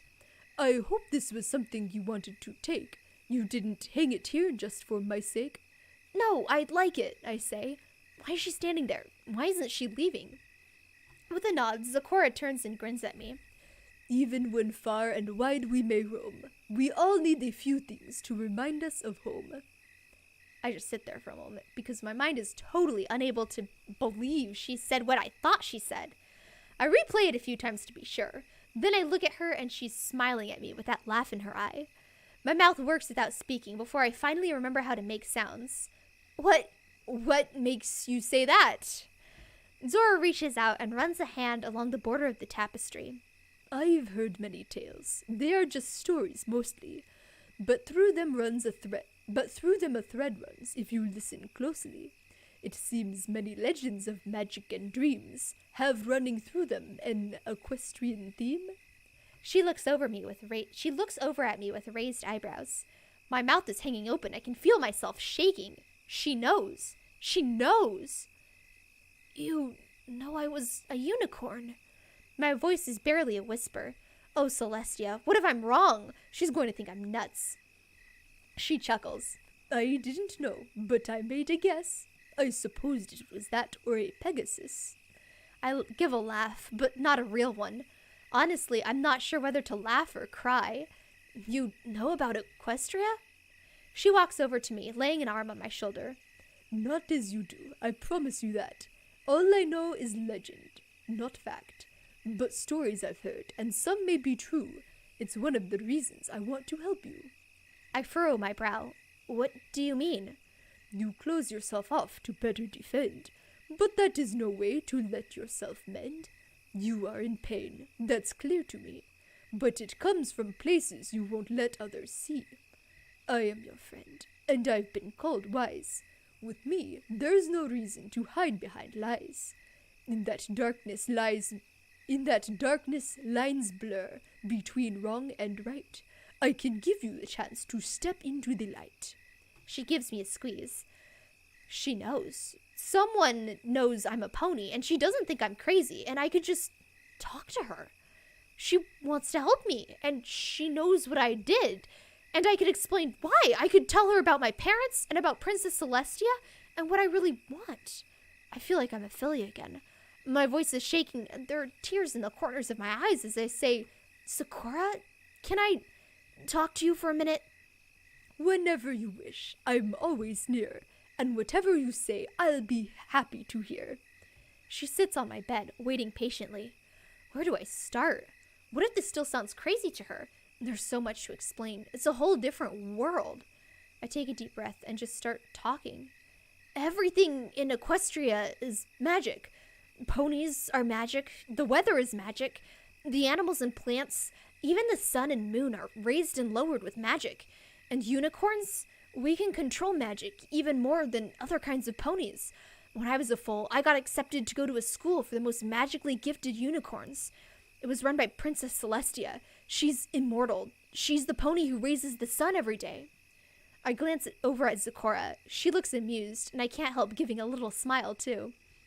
Every pony was really proud of me, and I was doing really well, but I swallow and look down, biting my lip hard. Then I take a breath and go on. While I was at my school, my parents died.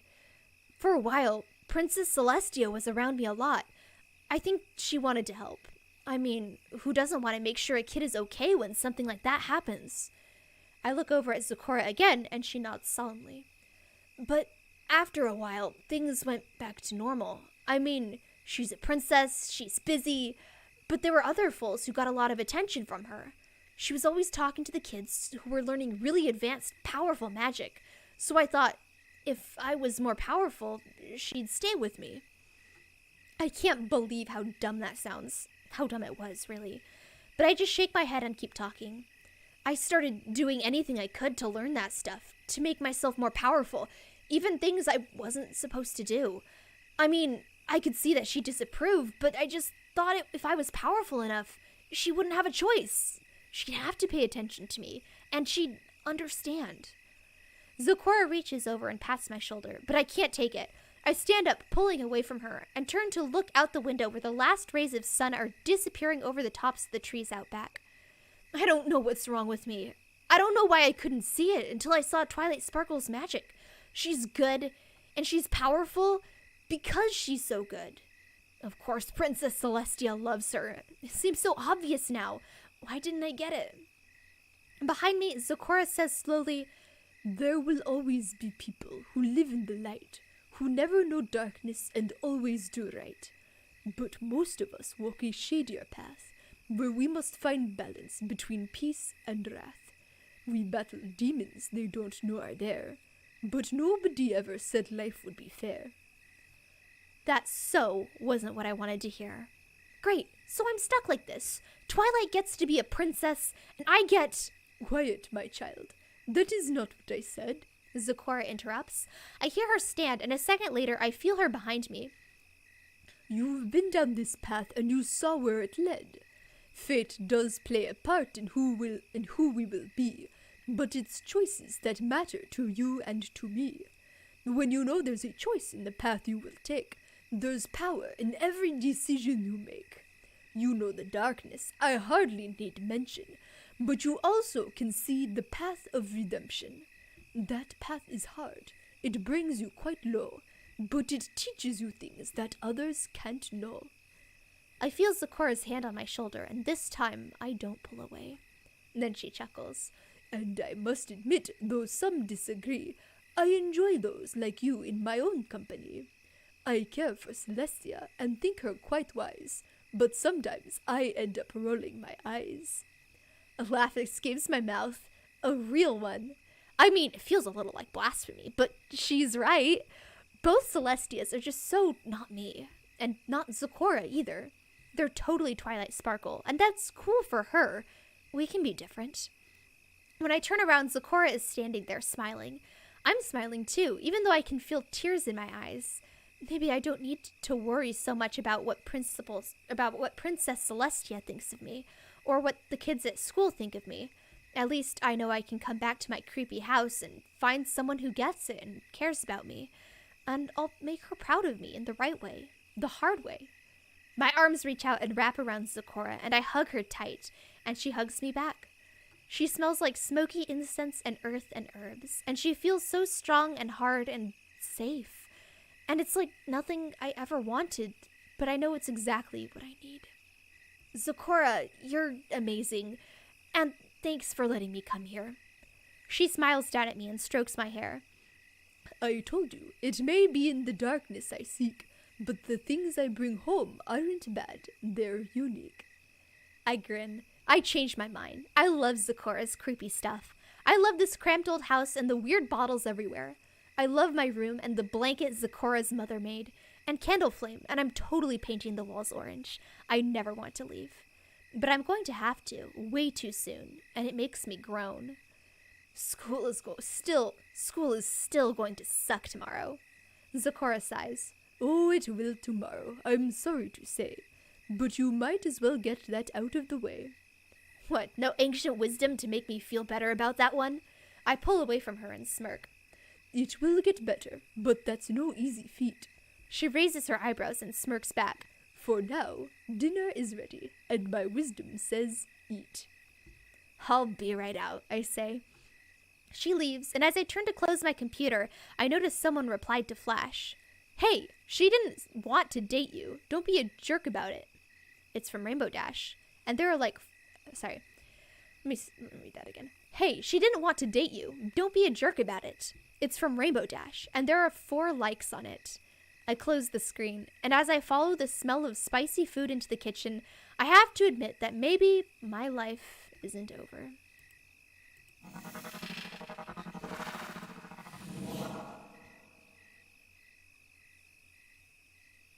You're talking about the pony story? Eh? No, wait, you didn't mean lovely unironically? I thought you were like, oh my gosh, this is so depressing. What a lovely story kind of thing. But oh, you meant you liked it. Like you were using lovely in the unironic sense. Rip. I'm around. It's hard to see whether people are sarcastic or not. I'm glad you like this story because I do too. It's a great story. The writing is solid. Yes, the author's really good. I like it. Like the second comment right there, it says, "This gets a favorite for me just for the top-notch Zakora rhymes. Those ain't easy to pull off." Like most fanfic writers have absolutely trashed Zakora rhymes. Like they're horrific and horrible. This one, there were a few that were kind of stretching it, like with the meter, but like 98% of them were absolutely super solid. Like that person actually knows how to rhyme. You love the voices. Hey, I'm glad you like them. Sunset Shimmer's voice is all over the place. Like it's been too long since I've seen a thing with Sunset. I haven't seen something with Sunset Shimmer in it for a while. I never ended up watching that Equestria Girls TV series. Shame upon me. I need to do that at some point. But yeah, it's been too long since I've heard her voice. Like, what's the thing she says? None taken. I mean, no, that's not it. That's not. What's her voice sound like? I don't know. She's got. I don't know. But I'm glad you liked the Sakura voice. I'm glad you liked it. Oculus, yellow, welcome on in. Unfortunately, you caught us right as we finished all the books. That's also the end. I could read one more book. There's another fic that only has 1,000 words. It's not a pony fic. It's a TF2 fic, but you guys might like it. I don't know. They had a TV series. They did. So, oh man, MLP has so many spin-offs. I promise. Okay, so thought it was just a movie. So, a movie? Jacob, I'm sorry to break you. So you had Equestria Girls. You had Equestria Girls 2, Rainbow Rocks. You had Equestria Girls Friendship Games. That's the third one. And you got Equestria Girls... Oh, what was the name of the fourth one? What was the one where they're out at the campsite? They had cool outfits in that one, I will say. But the campground one. They had one where they went camping. And then after that one, then they had a TV series for Equestria Girls. Yeah, there's a lot of Equestria Girls stuff. There's also a couple spin-off series for the main ponies. There's the... I don't know. Anyway. Wait, so you've never seen Rainbow Rocks? You've never seen the best villain songs in the entire MLP franchise? Shame. You just clicked no one was a pony in this story? No one was a pony in this story. Okay. No, wait. So Equestria... So, during the events of My Little Pony, the Equestria Girls movie, the main character from the Pony universe travels through a portal to the human world, and the Equestria Girls franchise spin-off series of movies and stuff is about the human world that is parallel universally tied to the pony world. So the ponies and the humans can interact with each other. It's like a mirror world. So it's like in the pony world you have like Twilight Sparkle, and in the mirror world you also have a Twilight Sparkle. So yeah. There was no ponies in this story, but Sunset Shimmer used to be a pony. She was born a pony, and then she traveled to the human world, I guess as a teen, and then stayed for I don't know, 4 years before the movies happened. She traveled to the human world and was living there because she basically got banished from the pony world. Pretty much, TLDR. So when you travel through from one dimension to the other, it automatically shapeshifts you into the creature of choice. So if a pony goes through the portal to the human world, they turn into a human. If a human goes through the portal to the pony world, they turn into a pony. Kind of thing. So yeah, Sunset Shimmer used to be a pony, but right now she is a human. And then everyone else in the story, Zakora and Celestia, are humans. You never knew it existed. Whoa, you never knew the Equestria Girls movies existed? Oh, man. You gotta see... Okay, you don't have to see Rainbow Rocks, but you have to listen to the songs. You gotta look up all the Dazzling songs. They only have 3 songs, but the Dazzlings are... They're the villains of that arc. They have amazing villain songs. Let's have a battle of the bands. It's great. Trust me, the Dazzlings have awesome top tier villain songs. You didn't know that you fell. Oh, whoa, now that you're under our spell. It's great. Quester Girls also seems to canonically take place between seasons. I used to have the timeline really well cemented in my head. Not so much anymore, but there is a clear timeline for the Equestria Girls. I do remember that. Also, YOLO, nameless person. Ooh, no name. No name, no face. Glad you're enjoying the story. LP lore is deep. You don't know the half of it. I need... I should send you guys a video of, like, the MLP G1 lore versus MLG G4 lore, and it's crazy. Like, there's a bunch of... You know, it's the, you didn't have to cut me off, like, thing with, like, all the aliens and whatnot in the background, except with the MLP lore. I don't know, are you guys getting what I'm saying? There are a bunch of memes out there. And there's also, like, you know, videos where people are like, this is a show for little kids, and they show all, like, the most violent stuff in the entire show. Yeah, there's a lot of deep lore. Anyway, that's pretty much, okay, we got 5 minutes left. Should I read one more story? Do we have time for one more story? You've watched the G5 movie. I haven't had the time for it. Shame and dishonor on me. I need to see it. Miraculously, I've stayed mostly spoiler-free. Somehow. Miraculously. But yeah. It's weird. I wouldn't really call it a G5.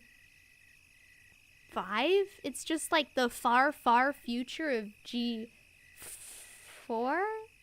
I don't know. That's just the vibe I got from it. Because it, like, takes place in the same universe as G4. And the ponies all pretty much look the same. It's just 3D. I don't know. It doesn't strike me as a G5. It just feels like G4.5. Like how G3 had the 3.5 version. I don't know. Anyway, I think that's probably it for today. Should I read one more fic?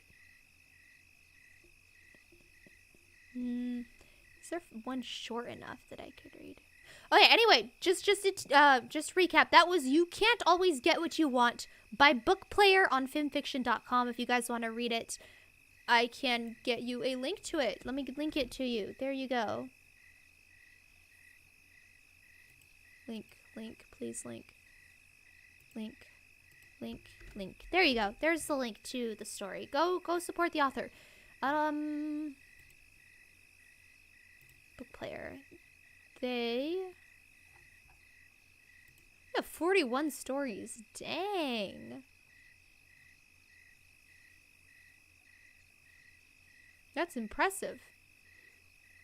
That is impressive. Okay. Wait, let me find a short story. 4,000 words. That's probably too long. Oh, this one. Let's do Hunches. This one's only 1,000 words. It's super short. We could totally read it in 5 minutes. Okay, this is another MLP fic. Hunches by PhycoKrusk. The synopsis is Rosewill had a hunch that her husband was a changeling. Her hunches are never wrong. You know me, I like the changelings. Actually, maybe you don't know I like changelings. I like changelings. Who doesn't like shape-shifting bug ponies?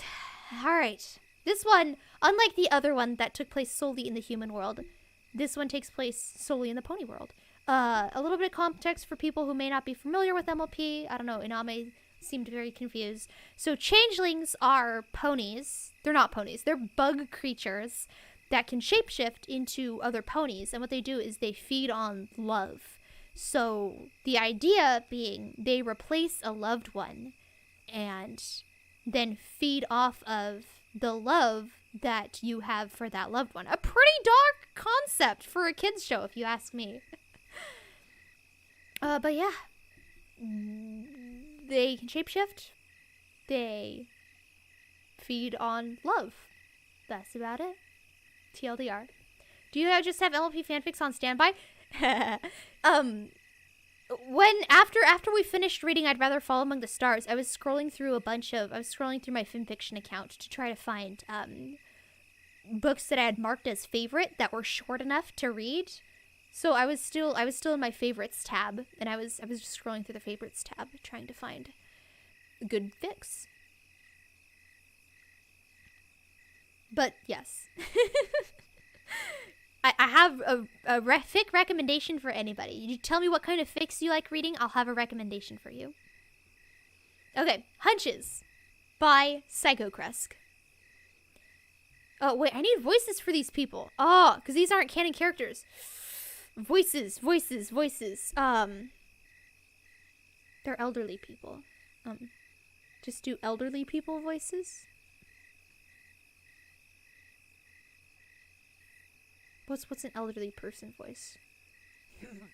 Gracias, elderly. I don't know how to do elderly people. You've seen season 1 and listened to MLP fans lightly talk about seasons 2 through 3 on a podcast. The Changeling explanation is appreciated. Okay.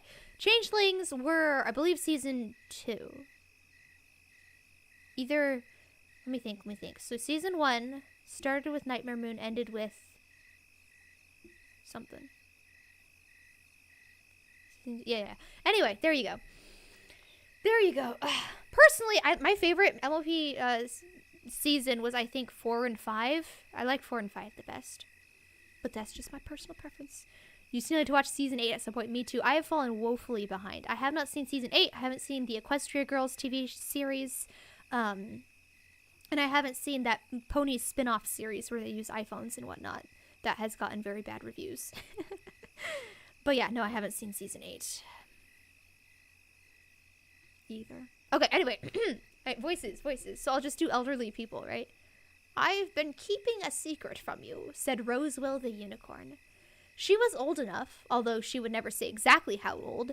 Her peach coat had faded a few shades lighter. Her long and lightly coiffed mane had turned gray, and her face was creased with worry lines and a few wrinkles.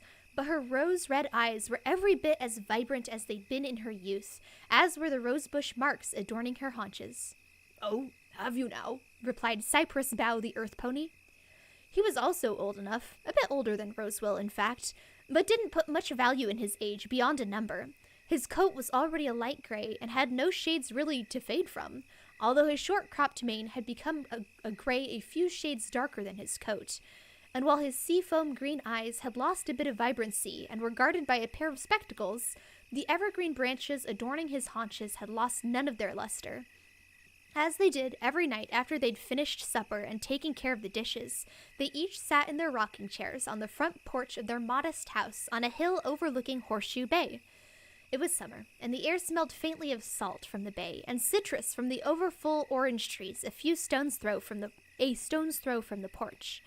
Through it all, fireflies danced gaily under the starlight, framed against the lights from the village down along the shore. Not sure I believe that, Cypress continued. Ain't like you to keep secrets, even when doing so might work out better for you. Oh, I've kept this one for years. Since before we even had Grandfoals, Rosewill insisted. That's so. Cypress smirked and then turned his attention out over the bay again, resuming his rocking. Lay it on me, then. Oh, what makes you so certain I'm going to tell? Rosewill asked innocently, even as she wore a smirk to match her husband's. You opened with, I've been keeping a secret. Ain't the sort of thing a pony says lest they plannin' to tell. Astute as always, Rosewill replied, never dropping her smirk or taking her eyes off Cypress. I know that you're a changeling. Cypress stopped rocking, frozen and looking straight ahead. Since that day you had that allergic reaction and lost your disguise. You remember, when you received that experimental elder hybrid. That's 22 years since, Cypress said. Finally, he turned to look Rosewill in the eye. Although his expression remained neutral, she maintained her smirk. It was playful, the way it was when she had something to tease him with, and in no way malicious. So Cypress pressed on. Why? At first, to see if my husband would turn back up. Rosewill turned her gaze away from Cypress into the bay, starting her chair rocking. It didn't seem sensible to tell the sheriff or the guard that something was in our home. They'd just scare it off, and then I'd never see my Cypress again. But, as they do, days turned into weeks, and I saw that my husband didn't need to turn back up because he never left. And here we are. It was concise as an explanation, but Cypress still found it lacking. I felt that reaction coming. I felt that reaction coming on. Got in someplace private till I could deal with it as fast as possible, he said. So how'd you find out? Oh, I had a hunch I needed to look in through the cellar window because something important was going to happen. Cypress snorted lightly, but couldn't help smirking again, just a little bit as he looked out over the porch again. You and your hunches, he said. They're never wrong. I know. Silence fell over the conversation again, and after several seconds, Cypress looked to Rosewell again. So, why now? He asked. A hunch that we both needed a little more honesty in our lives before we ended up regretting it forever, Rosewell replied. And now you know my secret, and I hope you won't feel like you have to hide from me anymore. I suppose that's what I've been doing, Cypress said, looking out over the porch. Suddenly he yawned, raising a hoof to his mouth. Goodness. Rosewell turned to him, and then glanced back over her shoulder into the house, where the clock on the wall was. 10 o'clock already. Afraid so. Cypress stood up from his chair and stretched. You coming to bed, lovely? I think I will. Rosewell likewise stood up and followed her husband inside. Despite the relegation of evening, routine dominated their time. Cypress closed up the house while Rosewell put her mane up, and then both brushed their teeth before putting out the lamps and crawling into bed. The routine broke when Rosewell moved into and snuggled against Cypress with a little noise of contentment. You know, Cypress said after a moment, think I might sleep in tomorrow, just a little bit. That sounds like a wonderful idea, Rosewell replied. Moments later, both of them were asleep. The next morning, Cypress slept in just as he said he would.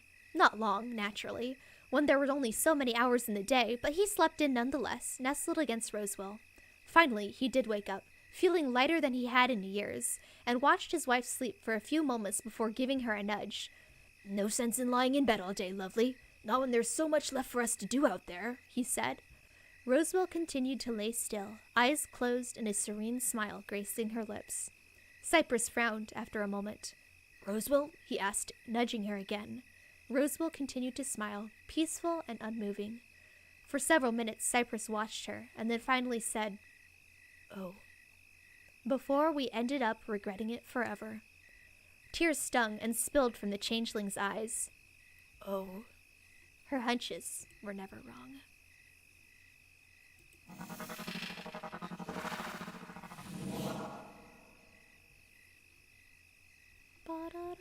There you go. A little bit of sadness, bittersweet sadness to end your night. You ended up with the Grand Galloping Gala. Grand Galloping Gala? Wait. That was... Which gala, though? You mean the Smooze Gala? At the gala with the princess, that is where I went to be. I don't know.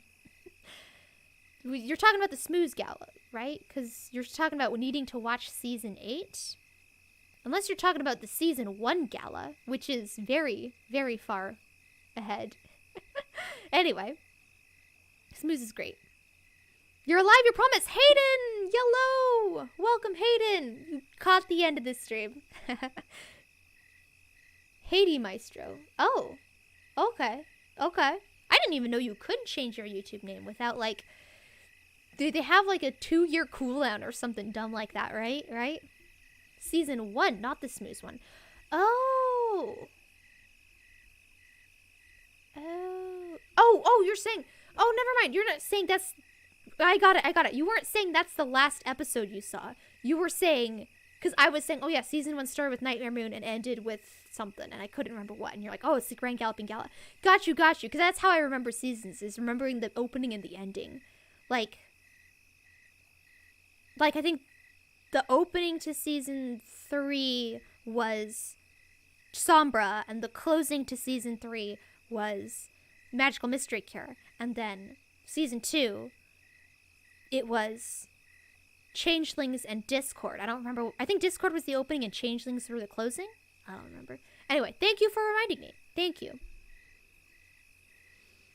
To end your night. Yeah.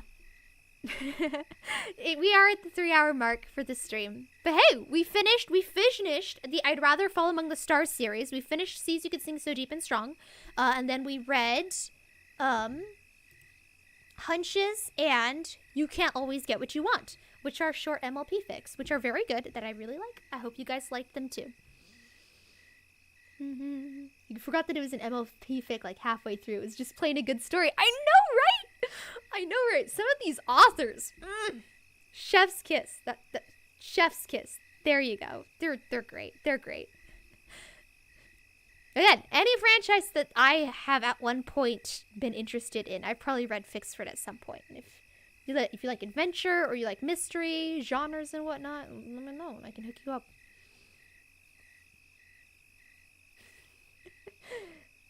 Definitely didn't take cues from Annie Maestro. Used to remember most of them. Yeah. Excuse me. Yeah, it's been too long since I've watched it. I need to rewatch some stuff. YouTube spent 14 years trying to make me use your Gmail account name. You spent 12 years telling it no. Ugh, pain and suffering. Google and YouTube and all that stuff. Microsoft too. Microsoft wants you to like name your computer your account name and stuff like that. It's really annoying. I don't need to call something? What? I don't need to call something. All I remember is it was something about story time clip. What? I don't need to call something. You remember it was something about story time. You don't need to clip something. Oh, don't you need to clip something? Oh, yes, I do need to clip something. Yes, I do need to clip a story time. You're right. You're right. You're right. Okay, oh! Hey! Saranoni, welcome on in. Over on Twitch. Bet you didn't think that I'd get a notification for you following on Twitch when I'm on YouTube. Yeah. So I gave you guys the book for the Sunset Shimmer one. So I'm gonna give you the book for the Changeling one, the nice bittersweet one. And we're gonna call it a day. And I'm going to end up reading that Doki Doki Literature / Warframe crossover because it has 30-something chapters and I've only read 5 of them. That's you on Twitch. Hey, the no face, no name is actually Sarani. We've found your secret identity. Haha, all of your secrets are ours for the taking. FBI, open up! Why would you do that? Why would you do that? I'm not even on. You didn't even know that would work. I'm not even on Twitch. What if you wasted your bits? Anyway, that's it for now. I'm gonna end the nice crickets and we're gonna go back to background music. Turn this down. Alright, get rid of the crickets. Oh, thank you everybody for stopping by. I hope you guys had a wonderful time. I had a great time reading with you. And we finished the series. I should probably let these guys know that I read their story, so if they want me to take it down, I can. Doki Doki X Warframe, that's impressive. I only read the first 5 chapters, so I don't know if it stays good, but it started good. It started a little slow, but once they figured out how to use Warframes, it picked up and it got kind of exciting with Sayori and her Mr. Deer. That's the one part I remember that I'm kind of hung up on. Is she's like, oh, it's Mr. Deer. So who knows? Maybe if I catch up to it, maybe we'll end up reading it on stream. I don't know. Have a good night, Hayden. Sleep well. Have a good night. You too. You too. Everybody have a good night. All right. So a bit of news. Next stream is going to be over on Twitch. It's going to be on Saturday. We are going to be streaming Warframe. And then on Sunday, we are going to be having my 1-year anniversary celebration. I've been live with you guys. I've been streaming for 1 year. So it's a big deal. So we're gonna have a little bit of a celebration there on YouTube, on Twitch on Sunday. And then the next 2 weeks after, the first 2 weeks of March, I am going on hiatus. I'm sorry to say, but don't worry. It's not complete hiatus. You will still be getting updates throughout the course of the hiatus because the reason I'm taking the hiatus is so that I can work on some YouTube videos that have been on the back burner for a long time. So I will be updating to YouTube during the hiatus. Even if I'm not streaming, I will still be posting content. So there you go. All right. Have a good night, everybody. And hey, remember, if you're ever sad that you can't kill anybody IRL, just remember you can always kill them with kindness. Goodbye. Oh, wow. Perfect timing for the music transition.